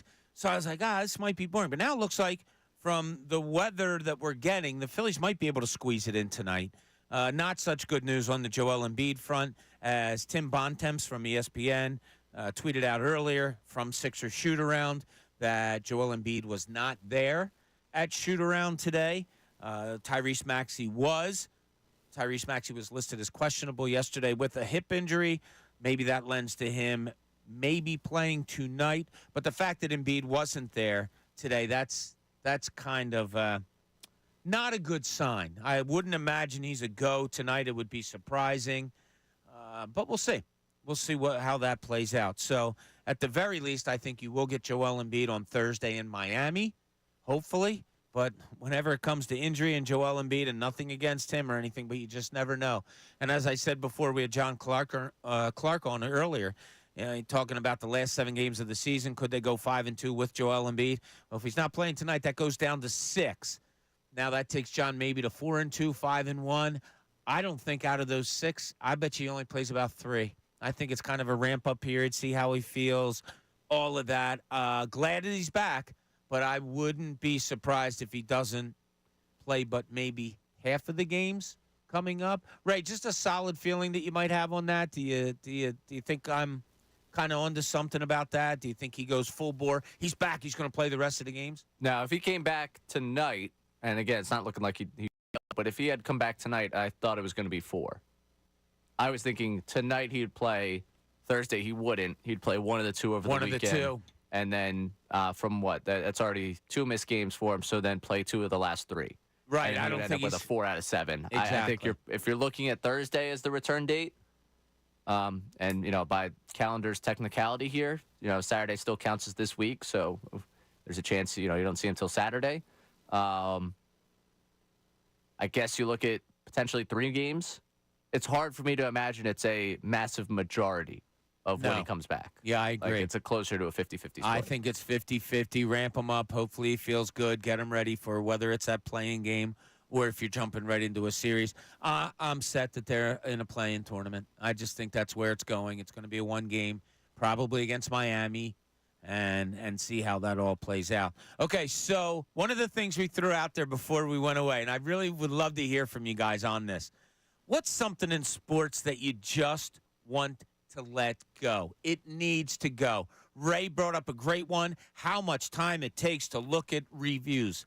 It takes way too long. We see it on TV. We see the replay. We know right away. Why does it have to go on for another 2 minutes, which doesn't seem like an awful lot of time, but it is. The reason I brought up this subject is last night I was watching that wonderful Iowa-LSU game, and the fact that the last minute of the game, although it was pretty lopsided, very lopsided, there was no way LSU was coming back in that one, and the last minute of the game had to take close to 17, 18 minutes of real time.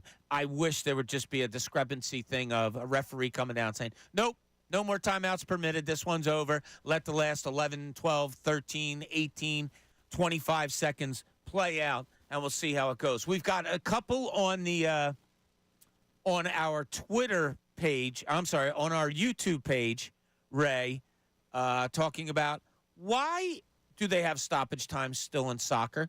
Just stop the clock when it needs to stop so everybody knows exactly when the game's going to end. Soccer, I think you can go on for forever. I had one solution in soccer. If a guy goes down and is writhing in pain, and then gets up and says he can play again, I blow the whistle and say, nah, you faked it for 48 seconds. You're off the field for 48 seconds. That's my solution to that because I cannot stand that. Now, for some reason, it still comes into play on how an official makes a call, yellow card, whatever, all this. But it's creeping down into the kids. And I started to see it a little bit, but my kids got done playing like 3 years ago. I started to see it creep in just a little bit, not very much at all, because these kids played hard and they didn't fake anything. But now, like when you see the youth thing and talking to friends that have kids that are younger and playing, the kids are imitating it. 10-year-olds going down on the ground, grabbing their ankle and rolling and rolling and rolling and rolling. Like that's just not a good sign to me. So if you have one, a fun one, anything you want to talk about. We've talked about everything today. Anything you want to talk about, bring it up, 610-632-0975, and then throw in a little something that you might want to get rid of when it comes to sports. All right, Ray, yesterday after the Flyers lost a heartbreaker, I would call it, as I said earlier, Morgan Frost giveth, Morgan Frost taketh away. He scores a great goal with 9 seconds to go, ties it up, and then in overtime, 3-on-3. I don't know if he took his eye off the puck. I mean, he's a very, very shifty skater and very unique. But a pass is thrown to him in his own zone. He misses it. Islanders get a 2-on-1. Boom, they lose. After the game, John Tortorella was not too happy. And here's some of the things he had to say concerning his team's play. There are certain people that they don't have a clue how to play or just don't have it in them to play in these type of situations. And this is why I'm glad we're playing them. I'm glad because we have to figure things out as far as what we're going to become as a team here. That was embarrassing in the second period for the Philadelphia Flyer uniform, the way we played. Embarrassing. Thoughts on that? I have said all year long that John Tortorella intrigues me. I see the way that he's handling different things throughout the season, whether it be younger players, a lot of them got benched early on, whether it be older players, his captain being a healthy scratch for 2 games, his reaction to things after games, his talking about things before game, the love that he shows his players. He said it months ago that this team has balls, and that's one of the greatest things about it. He has endeared himself to this team greatly at times. And he hasn't at other times. And it's been individuals, it's been team. Last night, there were individuals that pissed him off, it seems like. And he didn't come out and say directly who they were. I wonder if he'll go to them today and say directly who they were. But my first reaction after he did it last night was, wow, now, like you're really fighting for that playoff spot. You acknowledged that last week for the first time. You came out and said, this is the first time I'm going to say it. We're fighting for a playoff spot. Everything we do from here on out is for a playoff spot. And he goes back to saying what he said last night after the game. Again, I'm not faulting him. I'm not praising him. I'm trying to think this all out. It's intriguing to me. I don't know how to think of this. And John Clark said it. Could that knock some younger players down if he's talking about them and be like, I don't know what to do anymore? Could you lose them after something like that? Or does he know exactly what he's doing? When you hear those comments for the first time, and I heard them last night after the game, what was your thoughts on it?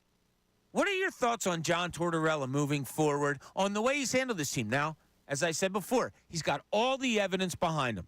This team is far and above better than what we thought they were going to be when we came into this season. But is John Tortorella handling it all right in your mind?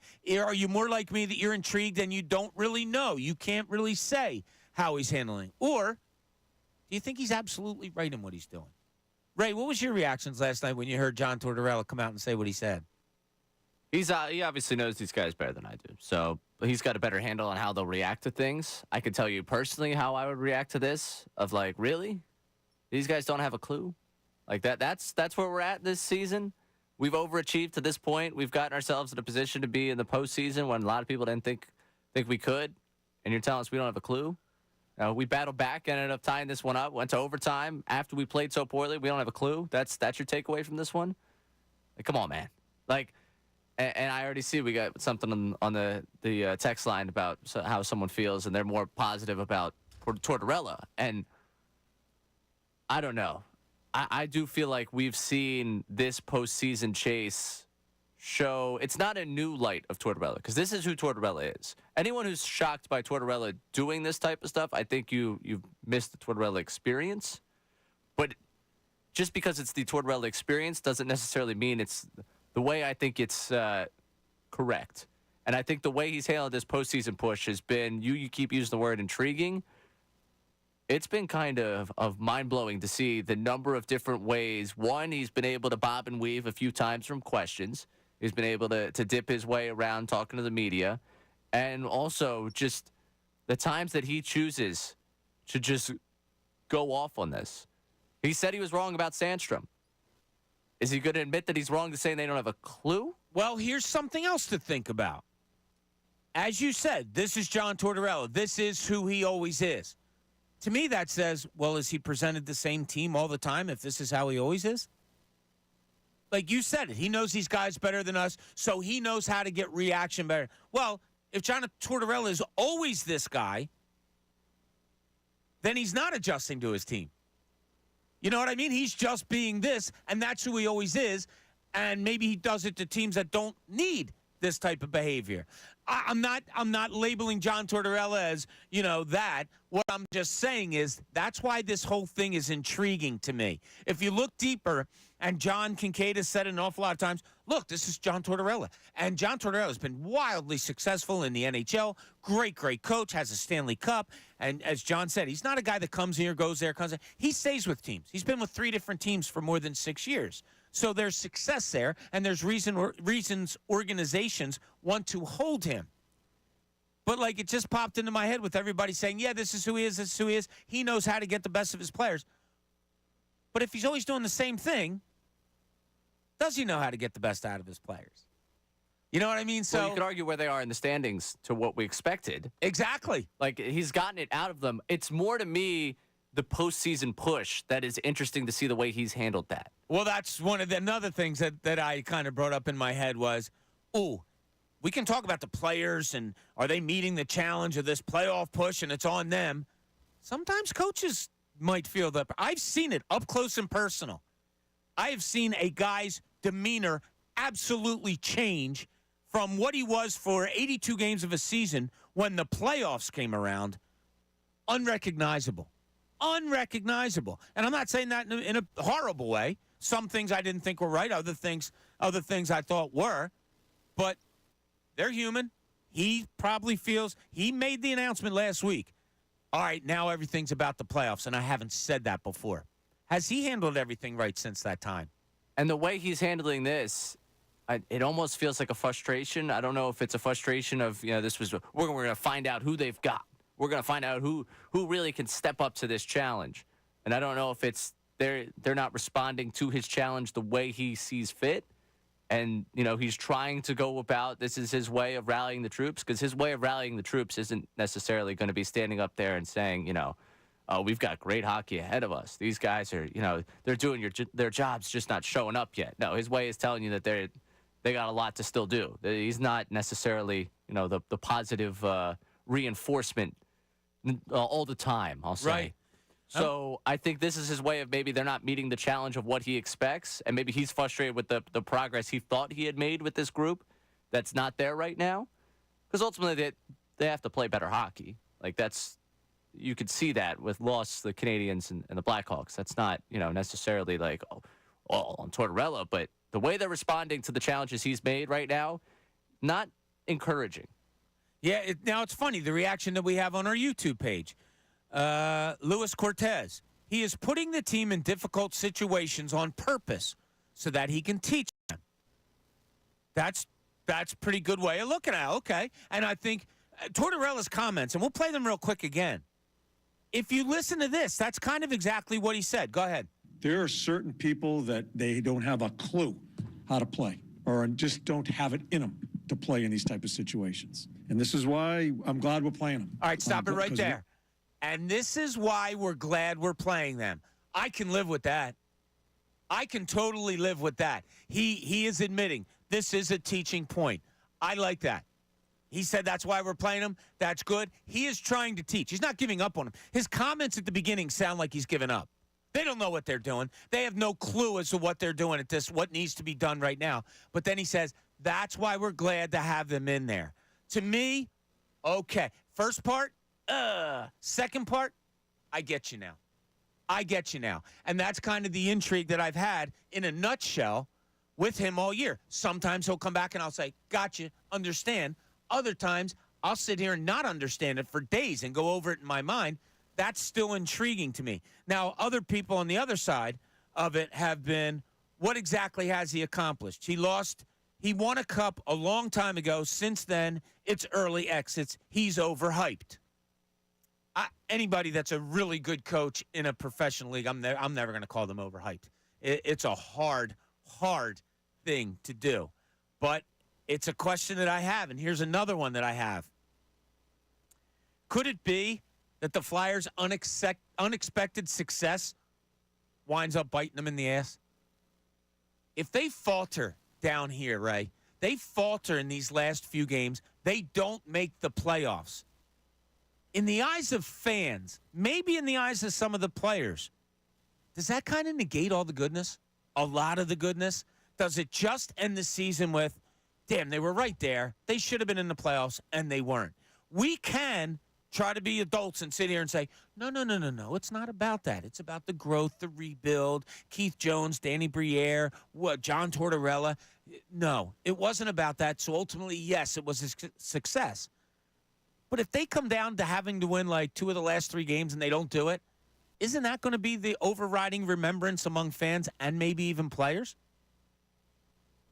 I'd say so. I think we got so spoiled with the, no expectation. We are, sans expectation. We lied. Well, no, we didn't necessarily lie, but expectations are fluid. These things change. You could say from what you expected from the beginning of the season, yeah, us talking about postseason hockey right now is a great thing. But the expectation of 3 weeks ago versus where you're sitting right now, you start to feel a little bit of the boiling water. Like you start to feel a little bit of like, what's going on here? Why aren't they going to do what we thought, was going to be so nice? It was going to be great to have postseason hockey back. Well, if it was going to be great to have postseason hockey back, the expectation that you had in your mind was they were going to the postseason. Right. That changed. Yeah. And it's not that the timeline for this team changed. It's not necessarily a drastic fall off for the timeline of what they want to do, but for this season, if you end up, April 16th, I think, is their last scheduled game. Yes. If you end up April 17th, waking up and hockey season's over in Philadelphia, yeah, you're going to have a sense of disappointment, a sense of a little bit of a bitter taste in your mouth of, really? Yeah, and it doesn't matter. We don't matter. We don't. No, and we once we thought, playoffs, Flyers, how cool is that? We love playoff hockey in this city. Everybody does. But to the players, this is so interesting. I swear to God, I would make a class on this if I was a professor. Did John Tortorella make a mistake by coming out a week ago and saying, yup, now it is playoffs? And since then, they've played like crap. Or is that part of it? Did he want to put the heat up under them and say, yup, now it's playoffs, even though I've been telling you guys all year, stop. Stop bringing up playoffs. Stop talking about that. That's not what we're about. That's not where this organization is. That's what we heard all year. And then the last 2 weeks, it's, yup, everything's playoffs. Is he a genius in that he turned up the heat and he's really finding out who responds to that? Or could it be like the Felix Sandstrom situation where he may come out and say, man, I bleeped up. I shouldn't have brought up playoffs because I didn't get the best out of them at the end there. I don't know. That's why this is all so intriguing to me. Mike in Delran, he's got some thoughts. Michael, how are you today? Yo, what's up, Bob? How you doing, man? I'm doing great. How about you? Yo, good. Yo, great interviews earlier, man. You're killing it with these guys getting in there thank you, buddy. Doing the interviews. What's crazy is I remember when we got Doc Rivers, right? And I was like, oh, there we go. This is it. A lot of people were excited. I was too. Everybody was. And then on his way out, a lot of, what have you done lately, right? Like, and when you just made that comment about Tortorella, like, yeah, he won a championship a long time ago. Like, even last week, I said he's probably one of the best coaches in our city right now. But after hearing what he said last night, and like what you were saying earlier, how long like our young kid's going to be able to listen to that kind of stuff, like, I'm afraid it's going to get to a point where he's going to be just like Doc Rivers. Like, what have you done? Like, who are you, Mr. Perfection, to be this critical? Like, you never make mistakes. And I'm just like, it was just weird. I just thought of it when I heard you say that. Like, wow, man, it could end up ending up like Doc Rivers all over again. That is a really interesting way of... Wait, Mike. Oh, yeah. Don't go yet. All right, that's a great way of looking at it. I brought something up earlier that I want people to comment on throughout the rest of the show. If there was something about sports that you could get rid of. I talked about the timeouts by teams when they're down 20 with 10 seconds to go. I wish that would go away. Ray brought up about replays that they shouldn't take so long. Absolutely right. Is there something about sports? It doesn't have to be a huge thing. It can be even a minor thing that you would like to see gone. Yeah, TV timeouts. 'Cause Really? When you're at home, you don't really think much about it. But when you're at an actual sporting event, you know when play's stopping because it has to be a TV timeout. It's just weird. I don't like it, especially in football games. Like, it's just Football, I don't exactly. like TV timeouts. Go Birds. All right, thanks, Mike. Appreciate you. Football games are so much different when you're there in person.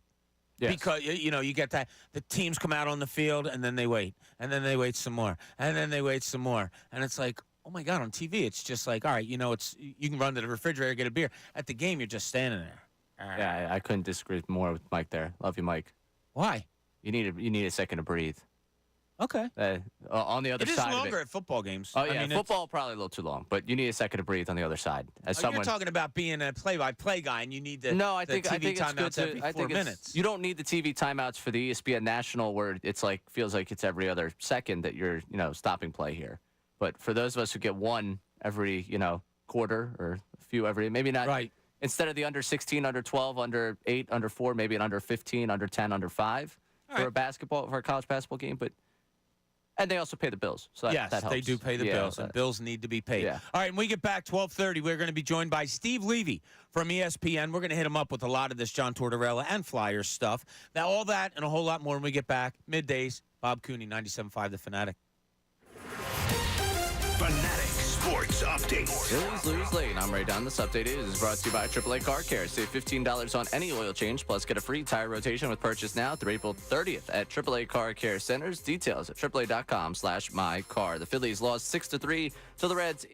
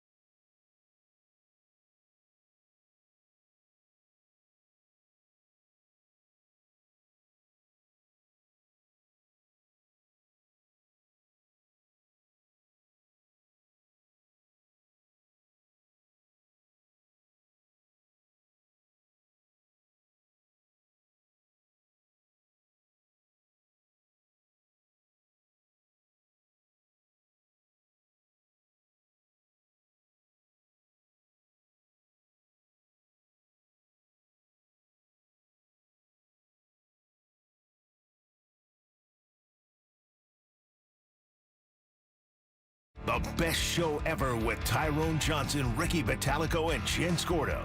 Right now, it's Bob Cooney, 97.5 The Fanatic, and 97.5thefanatic.com.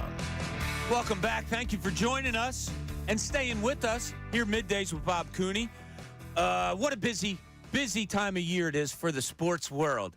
We've talked about it all as far as Philadelphia goes.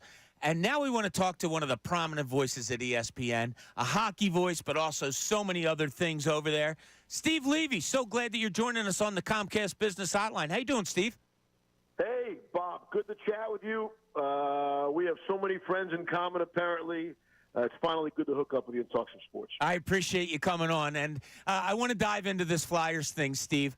I have labeled this all year. Now, I used to be the 76ers beat writer back in the day when they went through the process. I know what a rebuild, what a process, all that looks like. John Tortorella comes in here. They admit that it's a rebuild. And I think it's just intriguing what he is doing. How would you label this Flyers season of what has gone on and the way John Tortorella has handled it so far? Well, first of all, this is all gravy. I mean, this is all gravy. Now, everybody wants to win the cup every year. I get it. But what the Flyers are going through right now will only help them in the immediate years to come. And I mean, even next season and 2 seasons from there. And so I know, you've been in the playoff situation. The Flyers are in the playoff all season long. Now you get to the end. You want to be there. What I mean by that is this experience of trying to win or play important games here now in April will go a long way in the future. I don't see the Flyers, if they get in, I don't see them winning a round even based on who they'd have to play. But they're so far ahead of where they are supposed to be in my mind. And I really think that's how the Flyers organization up top is looking at it.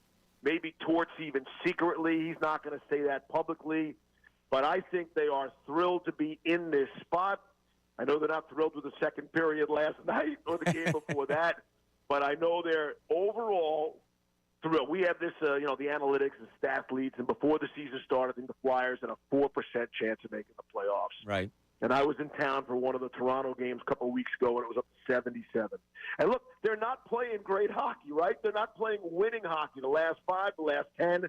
And they're not even in a wild card. They're still in the third spot. It's remarkable what's going on. Now, some of that's about the Flyers, and some of that's about the teams chasing them. Like, nobody's playing well down the stretch, right? Like, right. Detroit had that 7-game losing streak. The Islanders are in and out. Pittsburgh, all these teams that should be pressuring these other teams are not really playing well down the stretch. Tampa's been great, Wash really good, and the Flyers are right there. But it's been a fun stretch, I think. Again, I know in the minute it's hard to enjoy it for Philadelphia, but if you pull yourself out, the big picture, this season, no matter what happens the rest of the way, is a massive victory for the Flyers. Steve, you've been around sports all your life, announcing and doing the unbelievably good job that you do at ESPN. Is hockey one of maybe the only sport where a coach like John Tortorella could do what he's doing this year? Because I don't recall seeing it as much in other sports. Do hockey players handle it maybe better than other athletes may? I think they do. I think the hockey superstar is different than the superstar in any other sport. Now, I think this exists in the NFL. We just don't hear about it, other than maybe, from diva wide receivers. It seems to be that position specifically in the NFL. But Torts is old school. And listen, I love the guy. You're never going to hear me say a bad word about him. I think most of the media love him, both personally and professionally, because he gives you something in these press conferences. As long as he's not targeting you, I think you love the guy. And I also know him on a personal basis. And he's just he's a human being. So I'll say that right out there. But yes, he pushes buttons. You know what you get when you get Torts. And listen, I mean, he was the perfect guy for the Flyers. He's done a great job there. Has he ruffled some feathers? Yes. Has he hurt some people's feelings? Yes. Is everybody in the free world overly sensitive? Yes. But I do think it's a little different in hockey. You can push people a little more, especially the high-end star players. I think they want to be coached hard. They want it to be tough. And Torts is probably the best. He's got to got to be in there for the Jack Adams Award for Coach of the Year. He's got to be right Absolutely. to the top. Yeah. And it's funny you bring up personal basis. You also have a very good relationship with the guy that kind of took over everything here, and that's Keith Jones. And you know, Danny Briere comes in here too. Now look, for the local fans, some of them, it was, oh my God, here go the Flyers again, hiring guys that used to play here. But does this seem different? Is this different in that it's Keith Jones and Danny Briere? And if so, which way? Yeah, so I am, you know, I try to be an impartial journalist, you know, on television, professional, but it's hard, you know. We're human beings. We have personal feelings and we have relationships. And, you know, I know Briere a little bit, but I know Jonesy pretty well. I know we have a lot of the same people in common, and he's trying to do things the right way. And I think it feels different. I think the building feels different in Philadelphia when I was there, at least. And it's a total teardown, and it's not just on the ice. They're trying to make up for lost times and things that need fixing in the culture and the organization and all that kind of stuff. And you know, getting the Flyers back to being the first-class organization they have been for a really, really long time. And so that takes time on foot. There's no quick fix, and not in the standings, not in the stands either. And the Flyers fan base is so passionate, man. You know, as a hockey fan, as an NHL guy, like, we need the Flyers to be good. We need the Flyers to be relevant, and they've done that this year. And I don't know all the inner workings, but it sounds like the way they're treating people on and off the ice has greatly improved the last few years. And that breeds winning, and that brings positivity. And those are all good things. So I'm at the Flyers game a couple of Sundays ago, and I had somebody come up to me, and they're like, can I just ask you a question? They weren't being wise asses at all. It was an honest question. They say, I hear everybody always talk about the Flyers being one of the premier organizations in the NHL. And I said, yeah. And they said, how? They haven't won a cup since 1975. I didn't have an answer because I'm not in the NHL ins and outs the way you are. Why are they, Steve? Why are they still considered one of the premier organizations? Or maybe they're not in the NHL. Hey, Toronto Maple Leafs haven't won since 1967. Good point. The Rangers have won Stanley Cup in like 85 years or something like that, you know? The Flyers, to me, for whatever reason, and I know they're not an original six, so don't be tweeting at me or Xing at me, whatever. You Flyers have always felt like an original six team to me, and that's about the highest compliment you can pay. It's from their colors, from the sweater, from the way they carry themselves, the pride seems to be there, the way they have played on the ice. And I think they have a national following for a local team. And that's, you know, some of that is the city, right? Some of that is Philadelphia. Philadelphia people are everywhere. Philadelphia people travel so well.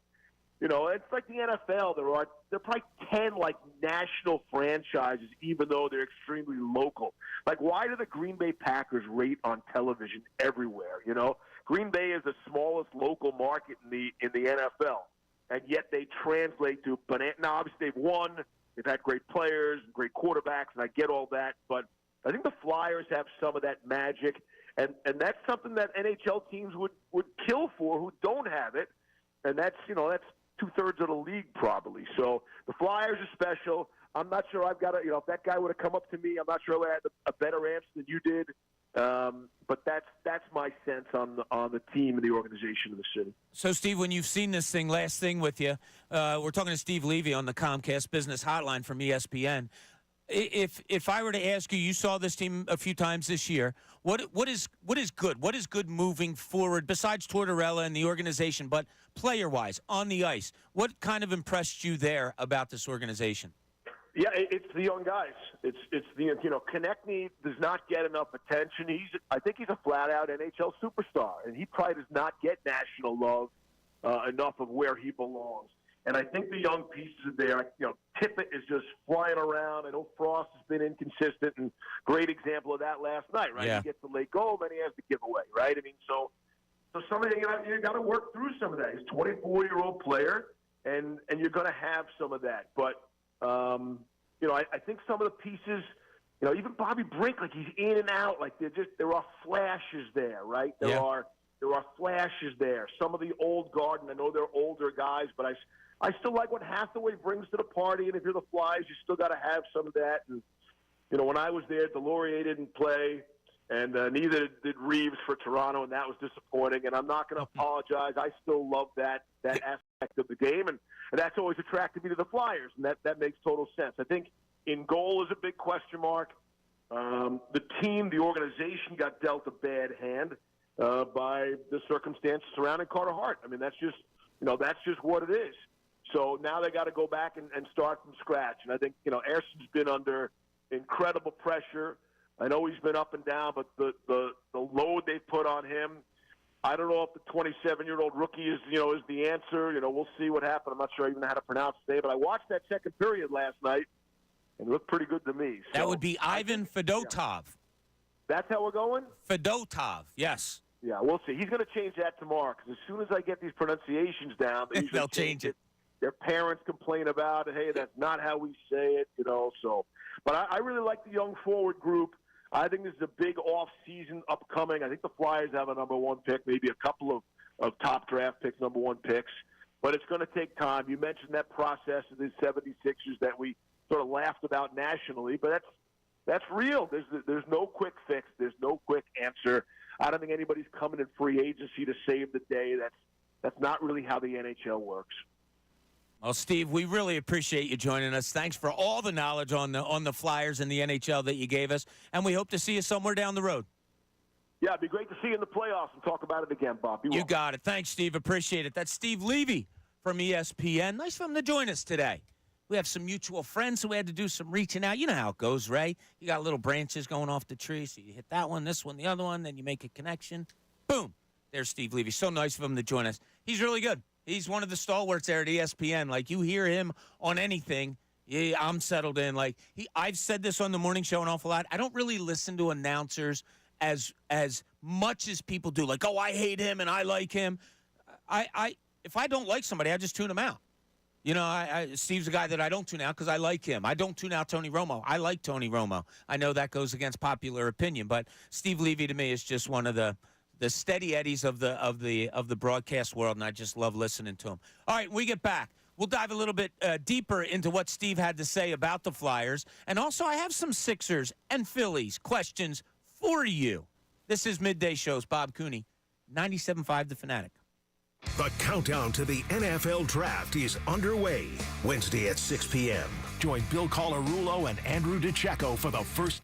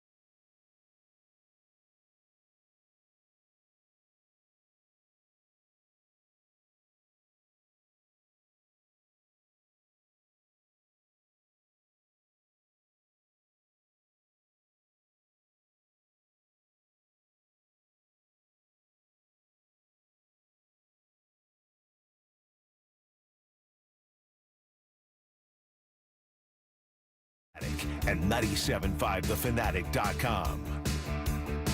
Welcome back on this Tuesday afternoon now, about 10 minutes to 1. We want to thank Steve Levy for joining us from ESPN. Thought that was a really, I like that guy. Like that guy a lot. I don't know if we ever interacted through the years. Probably we were in some same places, but like he said, we have a lot of mutual friends in the business or whatever, but you never know. Like, you get a guy on that you haven't really talked to before on the radio, like Steve Levy's a total pro, but you never know. And for him to come on and be so gracious and effusive with his feelings about the Flyers is cool. Now, Tyrone, I'll talk about everything and anything. I was a little confused. So Tyrone came into your studio while we were doing the interview, and he had a question. I guess it was also something Steve said. Now, total honesty here, when I have a guest on and I'm interviewing, a lot of times I'm writing notes to what they say, so I won't hear everything that they say. I'll jot notes. It's not that I'm not paying attention. I obviously am. But did he say something like there's a lot of coaches that coach in the NHL like Torella? Because you were talking about how hard they coach the hockey players specifically. And Right. I think he seemed to be speaking more in generalities about hard coaching, and it seemed like the Torts model of coaching was something that applied greater to hockey than just Torts. Okay, I was listening to the answer the way that I questioned it. Can hockey players maybe handle it better than other athletes? Because, you know, I've been around sports a long time, as you guys know. I don't want to keep saying that. Hockey players are different. They really are, and I'm telling you from an interview standpoint. So you remember the Flyers coach John Stevens? Used to coach the Flyers. He was an assistant, coached the Phantoms, was an assistant with the Flyers for a while, then became head coach. Well, John and his family belonged to the same pool as I did, where we lived down in South Jersey for years. So I got to be a little bit friendly with John. And, you know, there'd be nights, Saturday nights, you're having an event at the pool, you're sitting around, you know, maybe having a cocktail or two, and you're just telling stories and talking. And John was telling stories about how he grew up and what he did to become a professional player and what his kids were going to do and what his friends did and all. And one of my most memorable day in sports media was I covered a Flyers-Rangers preseason hockey game. It was after Lindros had been traded to the Rangers, although he didn't play. But it was just a few days after 9/11. And I go down there. I'm covering the game. The two teams beat the crap out of each other for 2 periods. Fights galore. Well, at the end of the second period, at the time, President Bush did a state of the country address about 9/11, and they put it on the Jumbotron. So the players came out to, you know, do their skate-up warm-ups for the third period. As it came on, they all got off the ice, sat on the board, sat on the bench, and watched. And for 20 minutes, there was just total silence in the arena as these players watched the president talk about the tragic events of 9/11 and where we were moving forward as a country. It got done. Players smacked their sticks on the ice along the boards. Ed Snyder makes the correct decision and says, game over. Sorry, guys. There are things that are way more important in life than finishing out this game. The two teams, without anybody telling them to, lined up after just beating the crap out of each other, lined up and shook hands. Off the ice they went. I run down to the locker room, catch some players quick. Rick Tocchet is sitting there. I'm like, Rick, you got a second to introduce myself, whatever. We go back and forth. We talked about 9/11 like two fathers did. He had just had a child and was talking about that and all the things that were going through your mind. I had a couple of kids that were in school. And just sitting there talking to Rick Tocchet about this and, you know, other players, they are, in my estimation, I've been around basketball a lot, but in my estimation, hockey players are a level more down to earth than maybe some other professional athletes are. And I just think you can glean a lot out of that. That's why my question came to Steve Levy about, do you think hockey players might handle it a little bit different? So I apologize to Tyrone that I wasn't sure what that meant. That's why I didn't get into it with Steve. But other coaches in the NHL that coach like him, I'm going to be honest. I follow the Flyers. I can't say I follow hockey as closely as maybe I should. I just don't. So I can't speak to other coaches around the league that might. It was coach more like a question for Steve for there. Yeah, I know. Yeah, I know. I apologize. Like I said, the time for maybe others out there that wanted that question answered. Sorry, I didn't get to it. All right, when we get back, I do want to ask you a question because this morning on Kincade and Salciunas. They talked about it. Ray and I have hit on it a little bit.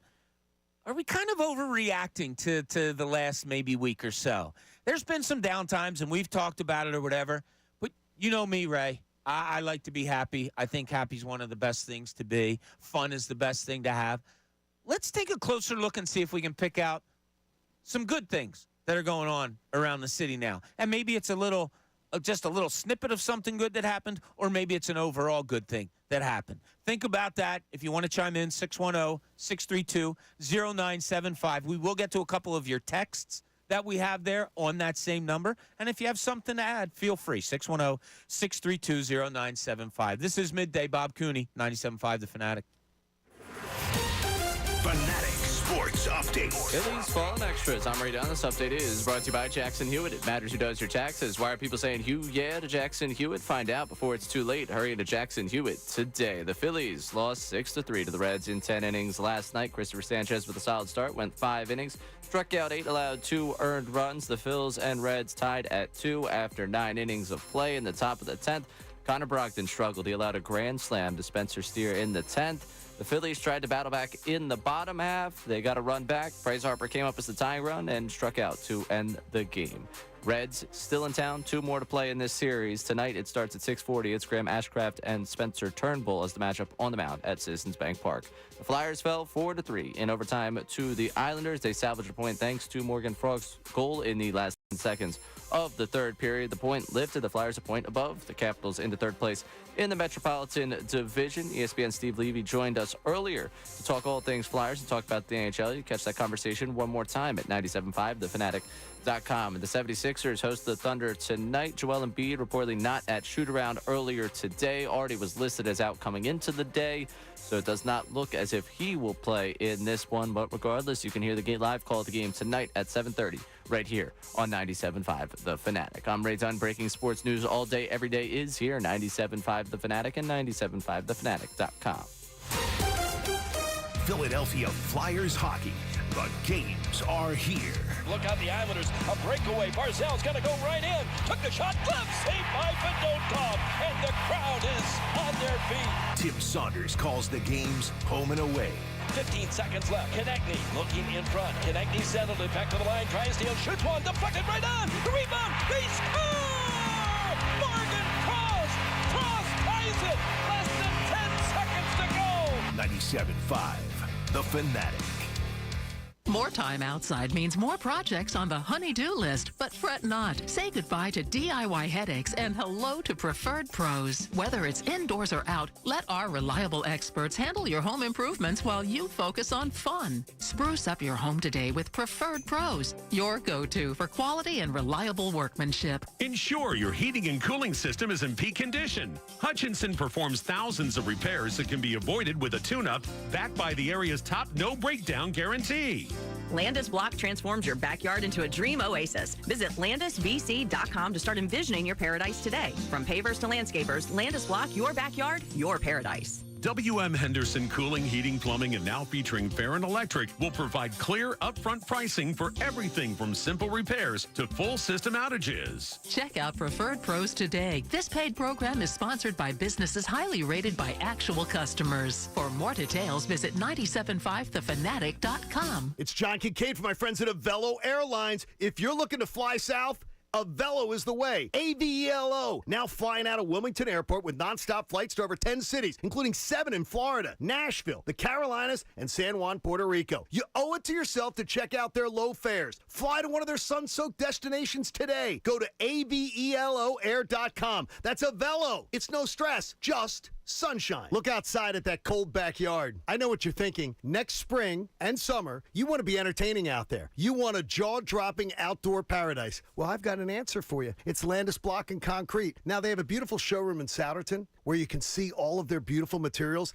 that help create that beautiful backyard oasis. But better yet, you can just go to landisbc.com and check out their photo gallery. It's cold now, but it's going to be hot then, and you're going to want a hot backyard. You're going to get it with Landis Block and Concrete. Go to landisbc.com.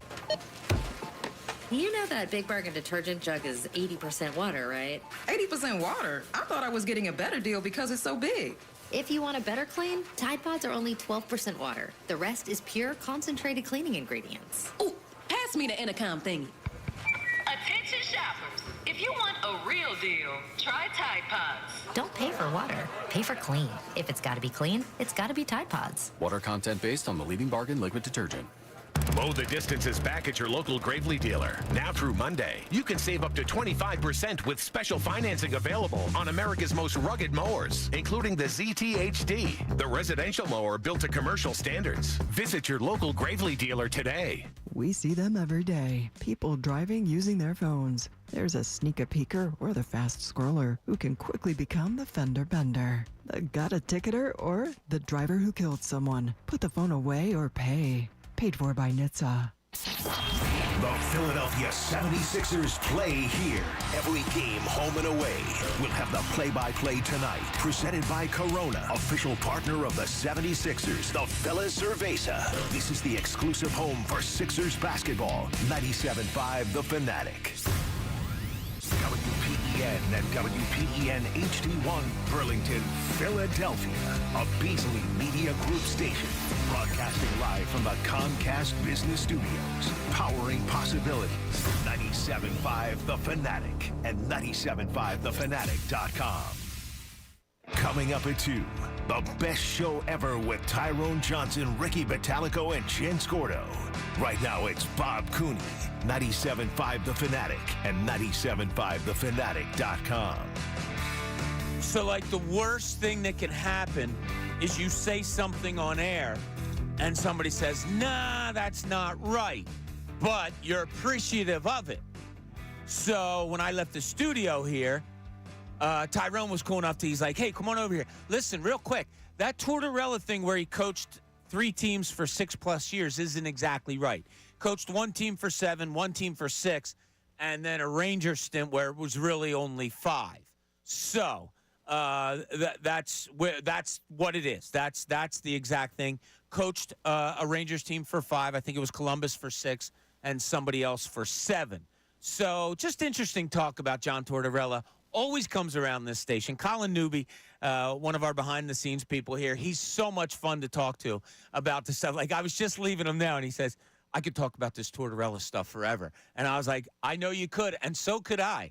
Because, like I said, I'm not – with him, I'm not doing right and wrong. I'm not doing, for some reason, the way I approached John Torella this year, with the way he approached things, with the way the season was labeled as a rebuild by both Keith Jones and Danny Briere, that intrigued me because I have been around that before. I covered the process. I know what it's kind of about, how people might go about things.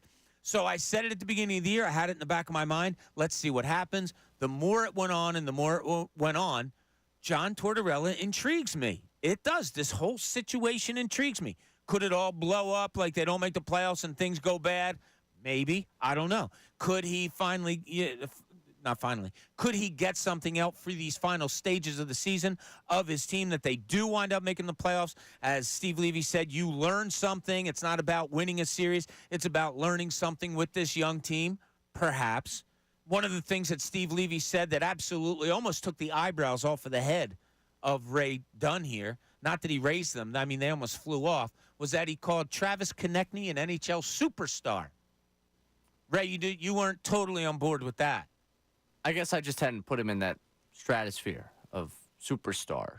That phrasing is pretty strong. It's nothing against Konechny himself. It's just, you know, that's a lot to put on a guy who I think is now tied for a season high in goals for his career and just passed, you know, his highest point total in the season. You know, I think 31 goals right now, sitting at 65 points. Like, again, not saying that he's not a very good player, but to throw the superstar label around like that, it's not necessarily one that I just would toss around like that. Like, we've had conversations about other sports about people ascending, about when do you use the superstar phrase. I don't know if I was there with it, but hey, I'm not here to argue with Steve on that one. Here's how I label it. If you're going to say superstar, and Jamie Lynch and I back in the day had this argument, I think it's thrown around way too much. Superstars to me are the Michael Jordans, the LeBron James, you know, a limited few. Are there stars in the league? Absolutely, but whatever. That's for another day. The way I label it, just in my book, in the Bob Cooney book, is it somebody that you build with, or is it somebody you build around? A so-called, air quotes, superstar to me is someone you build around. All right, we have him. How do we make the pieces around him better because he's good enough to kind of carry this team? Whatever. A guy you build with is a very solid piece that put other players around him, like him maybe, and you might have something there. I do. I think I had a crush on Konechny back in the day before you were here. I think he's a guy you build with. And I think that's a really, really solid place to be. I love what Steve brought up, that the Tippett's of the world, the Forsters of the world, the Morgan Frost. Morgan Frost last night, that might have just been the epitome of this Flyers season, where you get down 2-1. You have a horrible second period, according to your coach, and what we all saw. I think they were outshot 15-3. Horrible. But you're lucky that it's a 2-1 game. You get down 3-2. You're fighting, and Morgan Frost scores with 9 seconds to go. Then you get to overtime. Morgan Frost mishandles a pass in his own end. Boom, Islanders score. They get the 2 points. Flyers only get the 1. Kind of maybe a microcosm of the season. Try, succeed, but ultimately not good enough. But what I wanted to do in this segment here, there's been a lot of down in the last week. The Sixers haven't been playing well. We're waiting for Joel Embiid to get back. They're probably going to be in the play-in tournament, not something everybody wants. There's been a lot of talk this week about, has Joel Embiid reached expectations? Can you count on him? All of those things surrounding Sixers. Phillies come out, get roasted by the Braves in the first 2 games of the season, take Game 3, and then lose again last night with a grand slam in the 10th inning. That has people down, people questioning Rob Thompson and different things. Where are the bats? Nick Castellanos last night comes up, strikes out twice with runners on base, leaves 3 on base, goes 0 for 4, strikes out a couple of times. Bryce Harper has yet to get a hit this year. Eagles lose Hassan Reddick. All of the things that are surrounding that. And then the Flyers. They've lost 5 in a row. Their next 4 are on the road. The coach came out last night and said, basically, there's guys out there that have no idea what they're doing, nor should, I'm paraphrasing, should they be here, but that's why we're playing them. But I want to look for the light. I want to look for the light at the end of the tunnel. And last night, to begin the second period, John Tortorella did throw in Ivan Fedotov, put him in, and things kind of got changed. And if you're looking for a bright spot, which is what I want to do this segment, our own Matt Menarek put together like a little segment of goodness on the Ivan Fedotov situation. The Flyers have made a goalie change. That means it's the NHL debut of Ivan Fedotov. Skates and lost control. Look out, the Islanders. A breakaway. Barzal's got to go right in. Took the shot. Glove saved by Fedotov. And the crowd is on their feet. Engvall's got a man trying to go to the net. Centering pass deflected right on. And Fedotov made the save. Penalty coming up on Philadelphia. Top of the circle. Down low to Van Undersley. Engvall nears that one-timer, and Pulick's shot was stopped by Ivan Fedotov. There is nothing to look at when this guy is square to the shooter. He's 6'7". He's a wall. Konechny now in front. Quick shot, and Martin was stopped on the 14th save for Ivan Fedotov here in the period. What a debut for Ivan Fedotov. There it was. Now, he gives up a goal, obviously, in overtime, but that was not his fault even a little bit. A little bit of a wonky tip-in that the Islanders got, which also wasn't his fault. So, yeah, in general, good job. He squared up to the – it was funny, the overpraise. I brought it up earlier today, and if Brian Boucher was around, he'd probably laugh about it too. But at one point, the Islanders dumped it in on the power play.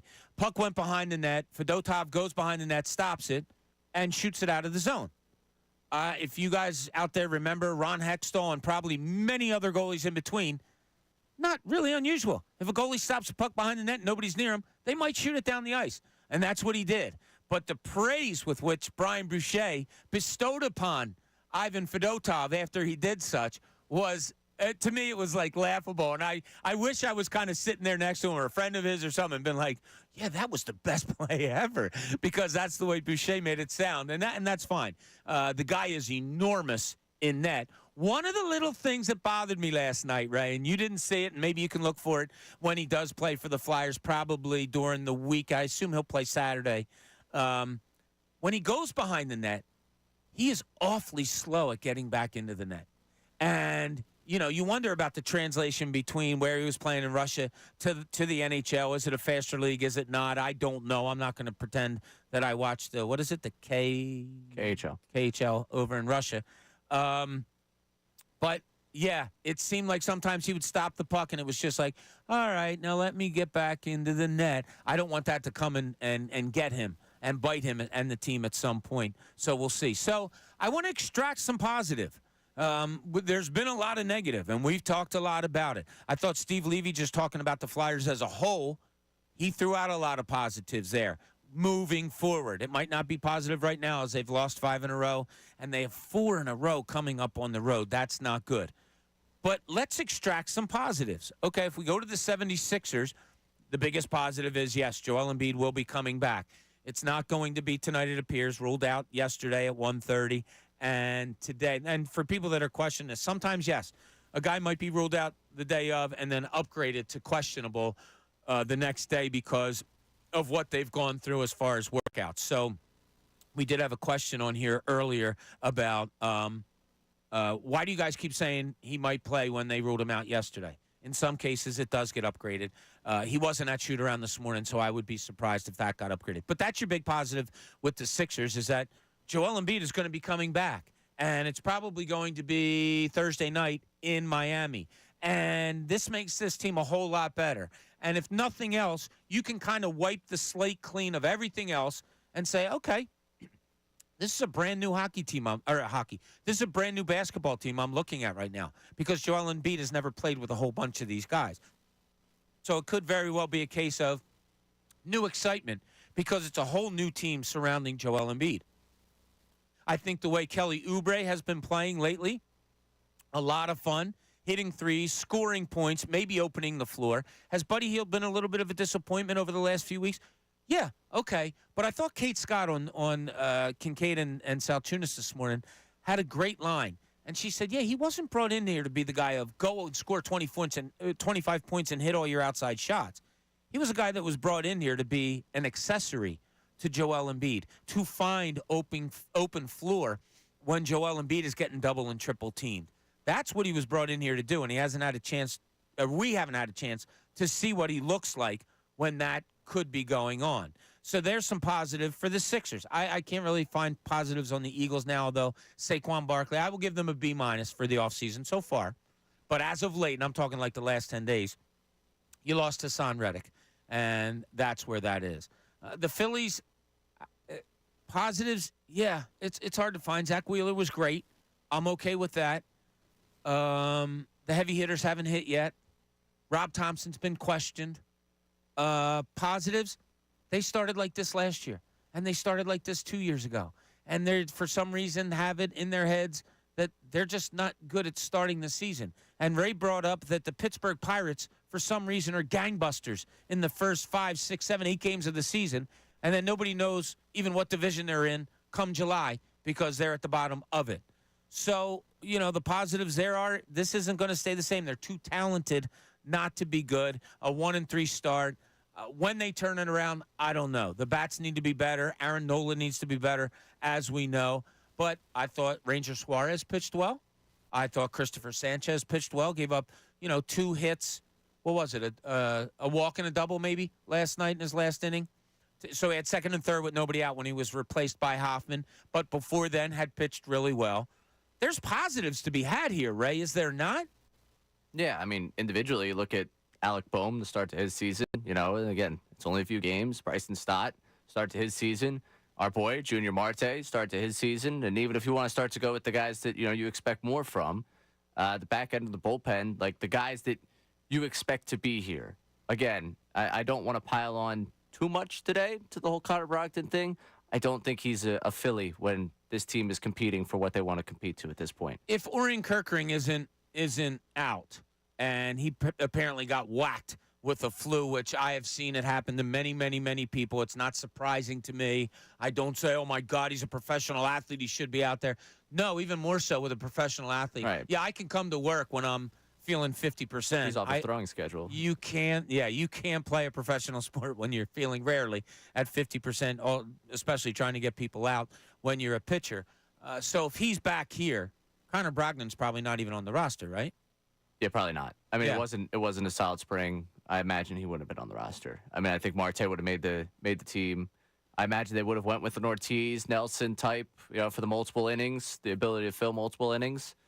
Because I think that's also why they went Brogdon I think that's what Thompson actually said, why they went Brogdon in the 10th, because Nelson was the only other guy available, and Nelson could go multiple innings if that game kept going. And either way, you were not going to feel comfortable with whoever stepped out there on the mound, Brogdon or Nelson. It's just that Brogdon's had a disastrous start to the season. But to that point, Alvarado bounced back from the terrible first game. Strahm bounced back from the terrible first game. Hoffman last night was disappointing in the fact that he allowed the inherited runners, but he walked into a situation that was, that's what his role has been, where he's been kind of the fireman of, hey, things are going bad. You need to put us out of this. He didn't get it done last night. But some of the arms that you expect to be the arms, you've at least seen improvement from first appearance to second. Again, it's so much of a long season. I'm more concerned about the bats. I'm more concerned about Bryce, point blank. Yeah, 0 for 12, I believe now, or 11 to start the season. Hasn't looked himself. Last night had a key opportunity, first and second. Got a 2-0 count, and then goes down swinging. So, yeah, there's some things that are concerning. Positives. We're looking for positives. Positives, correct. Yeah. Forget I said that. We were so busy in the 12 o'clock hour, I neglected to let you know that it was brought by Service First Heating and Air Conditioning. Get 0% financing for 72 months and a $500 rebate when you purchase a complete heating and cooling system from Service First. Learn more at servicefirst.hvac.com. I got an emergency phone call last night, Ray. Emergency. Right as I was sitting down to eat dinner about there might be an HVAC problem that somebody was having, and if I knew anybody. So it was one Andrew Salciunas. I believe he got was connected with someone. Got He that was. one. So, and it turns out to be the people, H&H, who put in my new unit during the summer. Great people. They went out, took care of them, but that's scary. When you're a homeowner and Andrew and his beautiful wife just became, homeowners not too long ago, and when stuff starts to go wrong, man, that's not good. I remember us moving into one of our houses early on, and mid-December night, about 8 degrees outside, and our heat went. And here we are with like 4. Did we have 4 at the time? Maybe 4, 3, definitely 3, maybe 4 kids in the middle of the night, putting them into a car and having to drive them over to their grandparents' house because there was absolutely no heat in the house. Scary stuff when that goes on, but luckily Andrew got it taken care of. Everything seems to be okay. Hey, Ray, you know what's okay? The Fanatic Deal of the Week. That's right, because it's a place that's close to my heart. Bonesaw Brewing Company. Guess what you can do this week? You can get a $50 Bonesaw Brewing Company voucher for half price. Only pay $25, and you get a $50 Bonesaw Brewing Company voucher. The voucher is valid at either Bonesaw Deptford Pilot House or Bonesaw Glassboro. That's the one I've been to, Ray. Get this exclusive offer while supplies last at 975thefanatic.com. Keyword deal. Have you ever, during your college career, you were up at Temple and stuff, did you ever go visit some other colleges to hang out with friends? Did you ever make it over to Jersey at all? No. Okay. Well, if you ever made it over to Rowan University down in Glassboro, New Jersey, Bonesaw is right across the street from there. Ooh.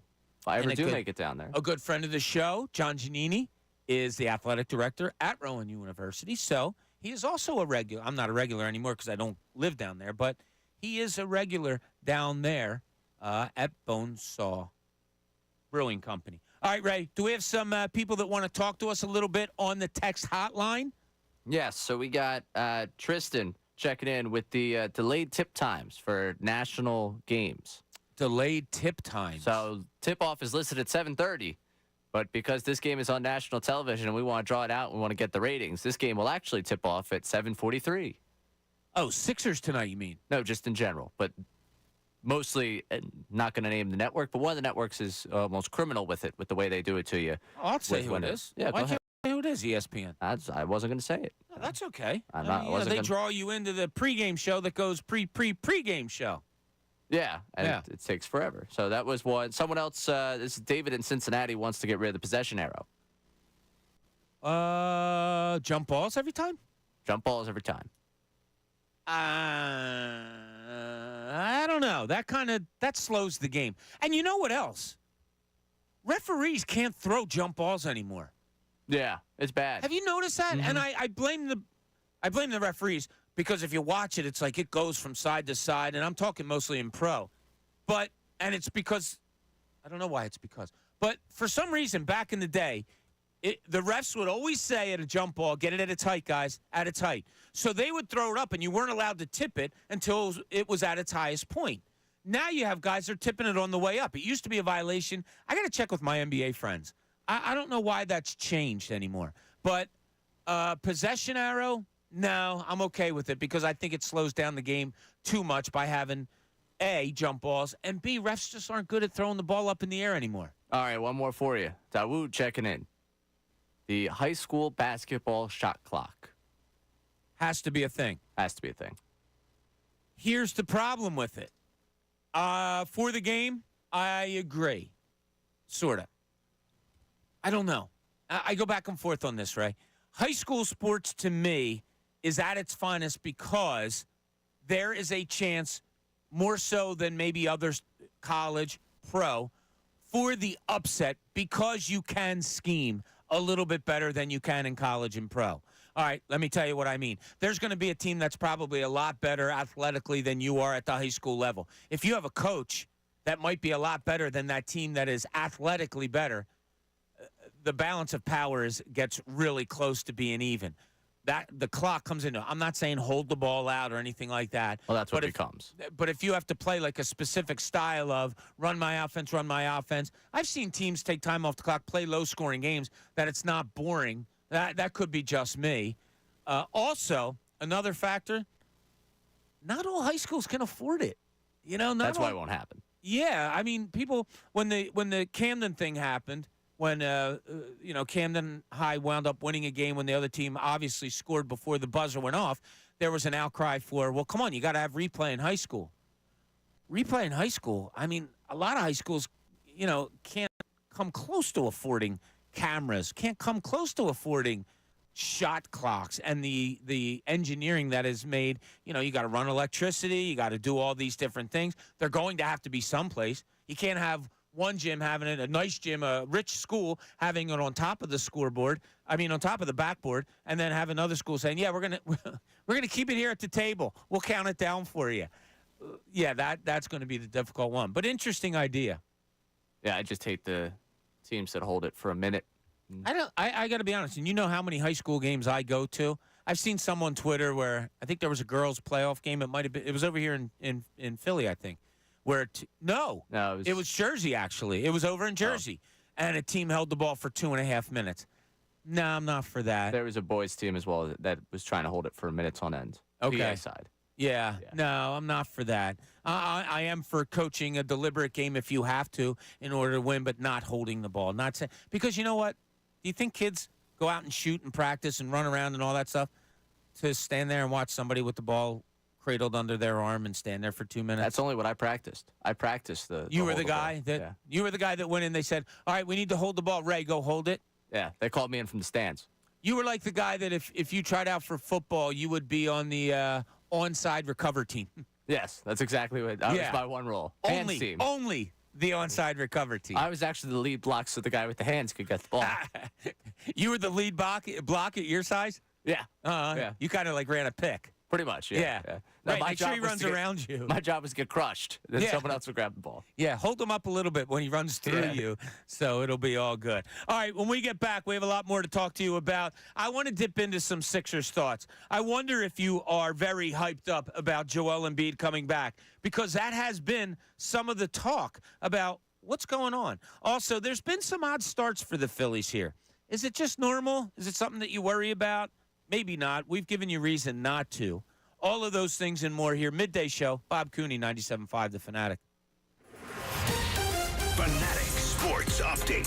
Phillies all in extras. I'm Ray Dunn. This update is brought to you by Wendy's Classic Hamburgers. Check out the Wendy's app for crazy burger deals. Limited time offer at participating Wendy's. Redeem in Wendy's app. Account registration required. See offer in Wendy's app for details. The Phillies lost 6-3 to the Reds in 10 innings. Christopher Sanchez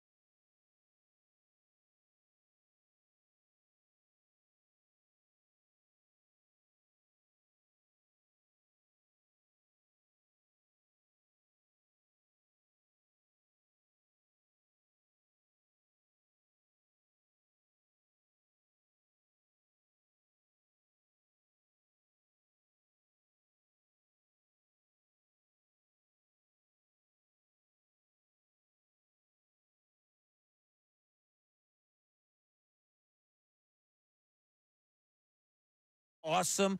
The only thing that bothered me about it was that Angel Reese got a little bit nicked up during the game, and out loud I was like, no.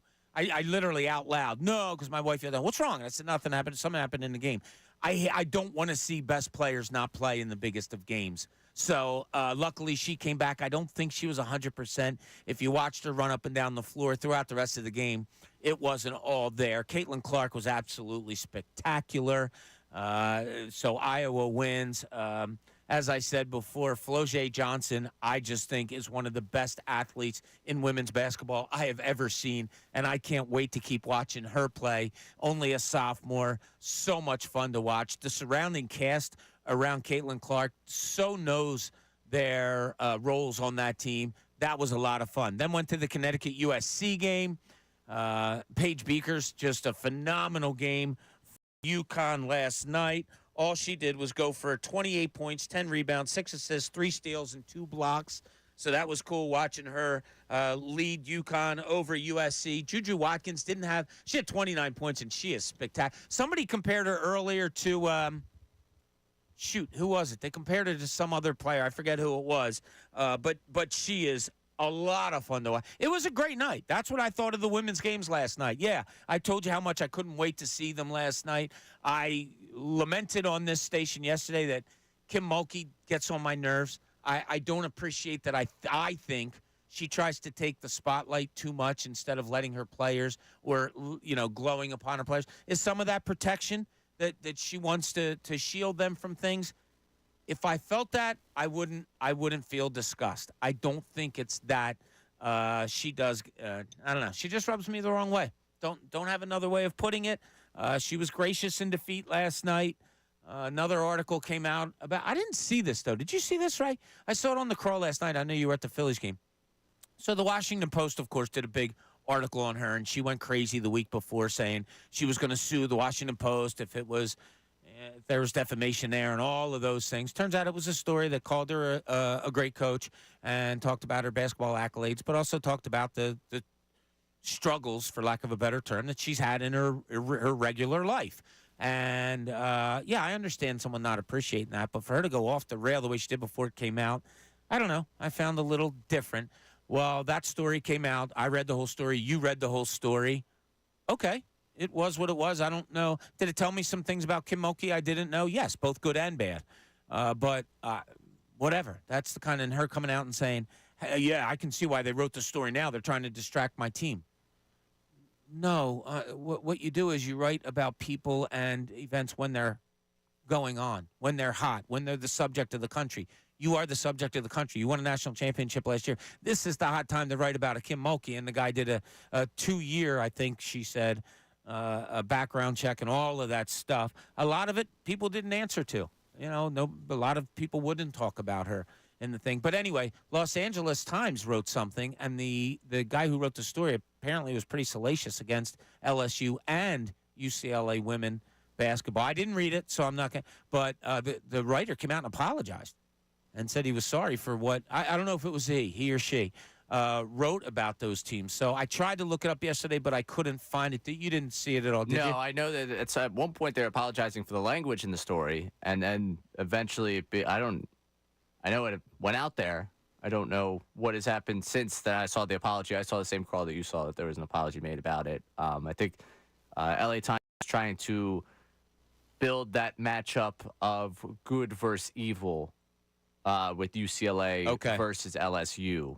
And I think the language chosen by the author entirely missed the mark. Okay. I did not read it. I only was kind of getting the secondhand account of people that were like, "Ooh, man, did you see?" And I was like, "No, I didn't." So that's the most I got from it. Yeah, and you and I are the same. We don't like to talk about things we haven't gone into and really know what we're talking about. So I just read the crawl last night. It was up there many times during the game. We also want to say a friend on our YouTube page, William Wambach. I think I might know that name. Anyway, he says it's so refreshing to hear hockey talk. So, well, the Flyers are relevant, and John Torella is intriguing. So that's one of the reasons that we're going there. Ray, you said that some people on our text board We're talking about maybe some changes in sports that they'd like to see because we put it out there a little bit earlier as a fun subject.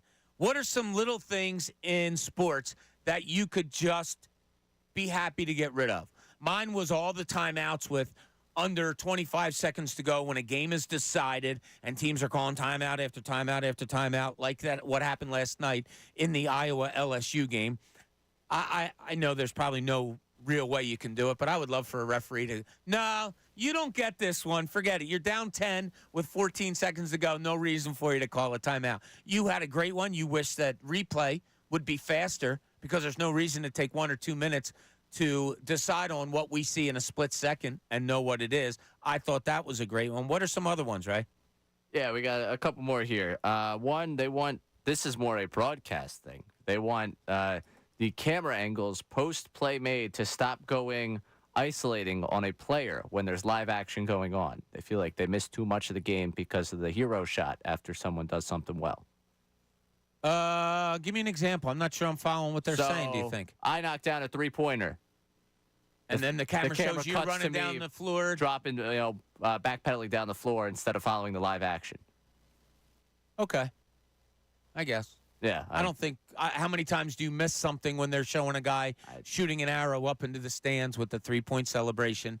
You go right back to the ball. They're probably not even past half court yet. Yeah, I prefer to see the person coming down the floor. And that's a producer thing when you're doing a game and a director thing when you're doing a game on television. For example, if LSU hit a three-pointer last night, I can't isolate on that girl that hit the three because what's Iowa known for? They take the ball out of the rim and they throw the ball up the floor. They're ready to go right away. You know that as a producer, as a director on the television network, that you can't do that. It's just like a pregame meeting with the team when you're talking about what you want to do. I think that would be talked about. What else do we have? Anything else? So Father Sean checking in with this. Also, hi, Father. Bryson Stott Enjoyer on Twitter checking in with this one. The Ghost Runner on second in extra innings. Don't like it? Don't like it. Want it gone. Where are you on that? I thought they should be able to play, and this, honestly, I think last night might start moving me on this. I thought they should be able to play 3 innings without it and then introduce that later on. Like the 13th, it would be at that point. Okay. I might be shorter on that at this point because last night, if the Phillies were truly down to Nick Nelson and Connor Brogdon, I don't need 3 innings of the Brogdon-Nelson. Well, we didn't get it, to be fair, with the Ghost Runner. But, like, even without the Ghost Runner, I don't think we were getting it. But that's kind of what the point is. Like, if you're down that much pitching, I guess I understand why you don't want to see it dragged out to the 13th. Yeah. To get it, if they get that far. But I don't mind it. I got to tell you, I didn't at first. It's weird how baseball changed me. Last week, first 2 weeks of the season, Ray, we weren't with each other. I said, I don't like shot clock. Pitch clock. I don't like it. I don't like it. It's not baseball. I don't like it at all. I said, but I'm going to keep looking at it. My God, I couldn't have loved it any better. Then by the end of the season, absolutely love it. I don't mind the second base in the 10th inning. It makes the game go faster. It's strategic. I don't know why more teams don't just walk the first guy and then go for your double play, guy on third, 2 outs, or, whatever. I don't know what my strategy would be there. I guess it would be individual every game. Aaron in Philadelphia has one. Aaron, you're on 97.5 The Fanatic. What's going on? I don't know why we got to put announcers in the dugout during the baseball game. They have a whole game to play. Why are we distracting them when there's something else going on? Well, all right, let's do it this way, Aaron. If you talk 9 innings, 162 games a year, do you have to be keyed in on every single pitch, out, whatever that's being done, or is this a nice little distraction if you're a manager or a player? I think that you got to be playing into the game. I don't think that you need to be worried about talking about yourself, whatever your last play was, when you have the rest of the game to focus on. Okay, let me give you another one. No, that's okay. I was just coming up with a devil's advocate type of thing. Yeah. Let me ask you this. Do you mind when the players go out into the field with a microphone on and talk to the announcers while they're playing? I don't think it should be done during the game. I think you got to focus on the game and leave interviews for after the game. All right. Aaron, what sport did you play? I played softball growing up. I figured as much. All right, Aaron, thanks so much for calling. I appreciate it. I'm not disagreeing with Aaron. I was just looking light at it. Like, baseball Baseball is so long. You're playing almost 1,600 innings. 1,600. I often marveled going through the grind of what an NBA season was when I was covering it. It's a grind, and that's only 82 games. You're doing that all over again with baseball every single day. Can you imagine being a manager watching 300 pitches a night every day for 162 games? That's got to be hard as hell. And I understand you're invested. You're all into it. Man, that's not easy to me. You think it would be, Ray? You're a huge baseball fan. No. I think especially when you see that many pitches a night and you're just 4 games into a season and you got people already saying their trust is wavering in you when your options were down to Connor Brogdon and Nick Nelson in the 10th inning. I would say that would tire on me. Oh, stop. People aren't that down on the Phillies, right? Don't you worry. Hey, the 1 o'clock hour, it's brought to you by Ferguson HVAC, Lyon Conklin. Attention HVAC contractors for equipment, parts, and supplies for every heating and cooling job. Visit one of Ferguson's counter locations in Bensalem, King of Prussia, Pennsauken, or Westchester. When we get back, it's almost closing time for us, Ray, before the best show ever. We'll wrap it all up here. Middays, Bob Cooney, 97.5 The Fanatic. The best show ever. Opinion and conversation on Philly's hot sports topics. Tyrone Johnson, Ricky Batalico, and Jennifer Scordo. This afternoon at 2. 97.5 The Fanatic and 97.5thefanatic.com. Texting privacy policy and terms and conditions posted at renofy.com/notices. Texting enrolls for recurring automated text marketing messages. Message and data rates may apply. Reply stop, opt out. John, I'm putting my foot down. We can't put off renovating this house any longer. Our kitchen is so small. We need to finish the basement for the kids, and don't even get me started on the bathrooms. Honey, renovating is so expensive. We can't do all those projects. With Renify, we can. What's Renofy? Renify loans are a new type of home equity loan only for homeowners doing renovations. We can get up to $500,000 and keep our existing low mortgage rate locked in. With Renofy, we can do everything on our renovation list and we don't have to refinance? That's right. Renify loans are the only home equity loan that use the after renovation value. Just what we need. How do we get started with Renify? Just send them a text. Text TREND to 323232 and see if you qualify for up to $500,000 to renovate your home with Renify. Unlock the future value of your home right now.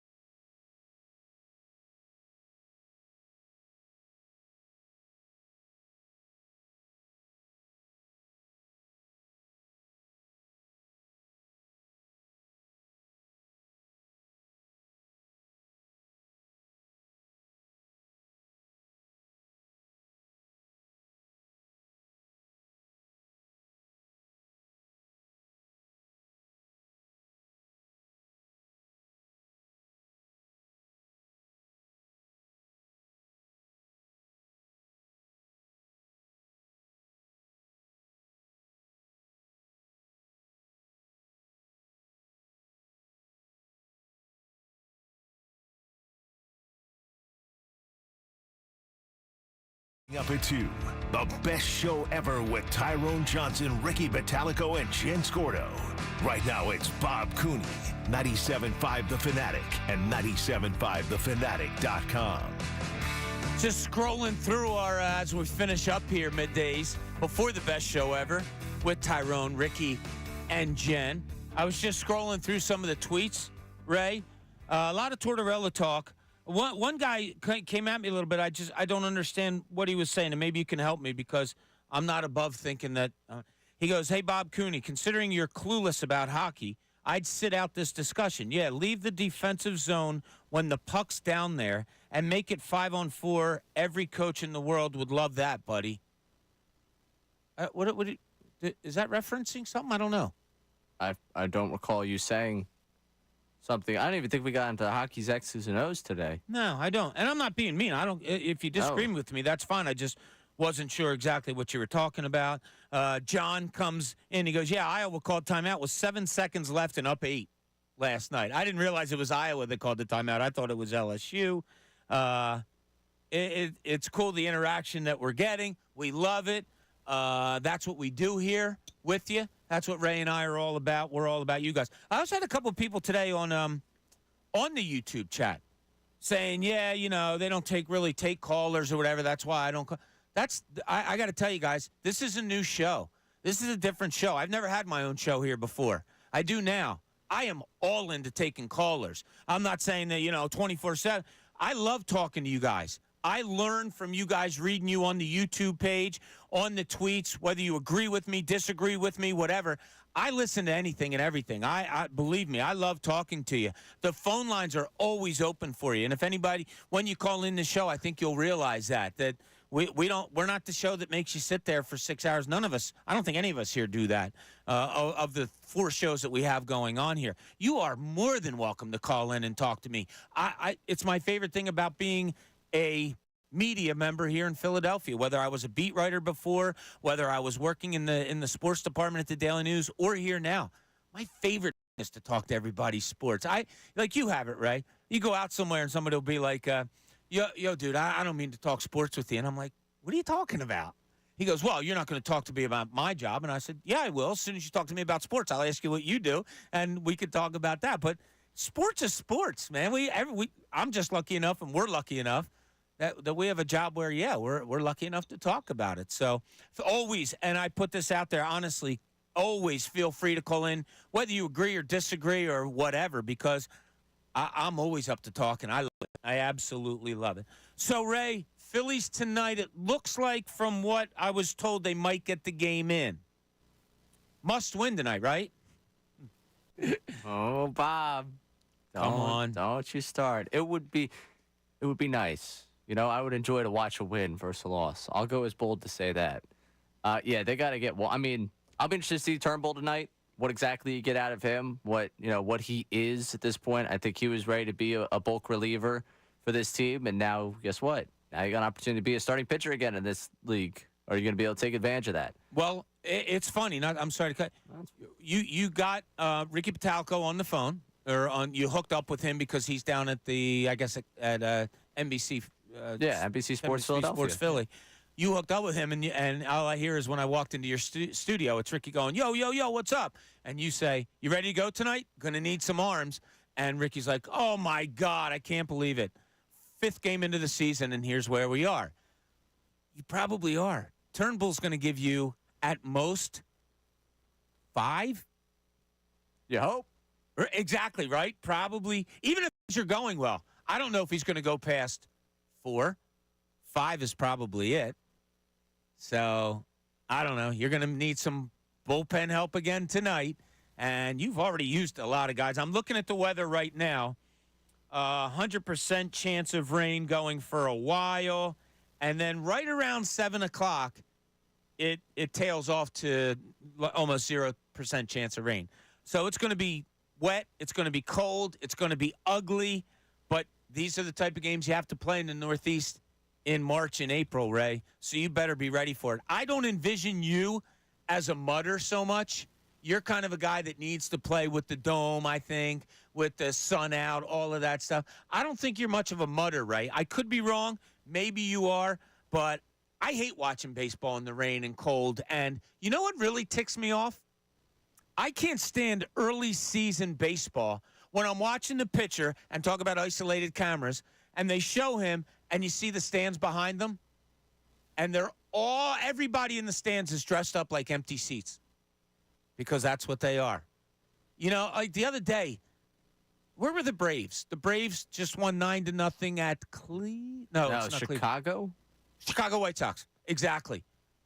I mean, there was a sea of empty seats. Absolutely nobody there. I understand it. It's Chicago. It's the wintertime. What are you going to do? Those are the things that happen. Okay, a lot of things happening. We didn't get to something today that I'll get to tomorrow because I wanted to sit on this a little bit. But we'll bring it in tomorrow, and that's the Hassan Reddick situation. And he did talk yesterday to the New York media. So we're going to have some reaction on that tomorrow. Of course, you got the Sixers going tonight. I think I'm going to go down there. I got to check my schedule to make sure.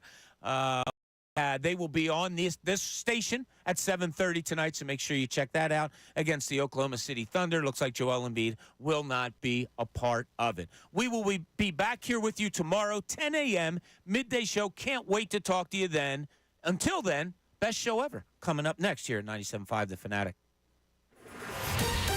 Fanatic Sports Update. Phillies, fall and extras. I'm Ray Dunn. This update is brought to you by AAA Car Care. Save $15 on any oil change, plus get a free tire rotation with purchase now through April 30th at AAA Car Care Centers. Details at AAA.com/mycar.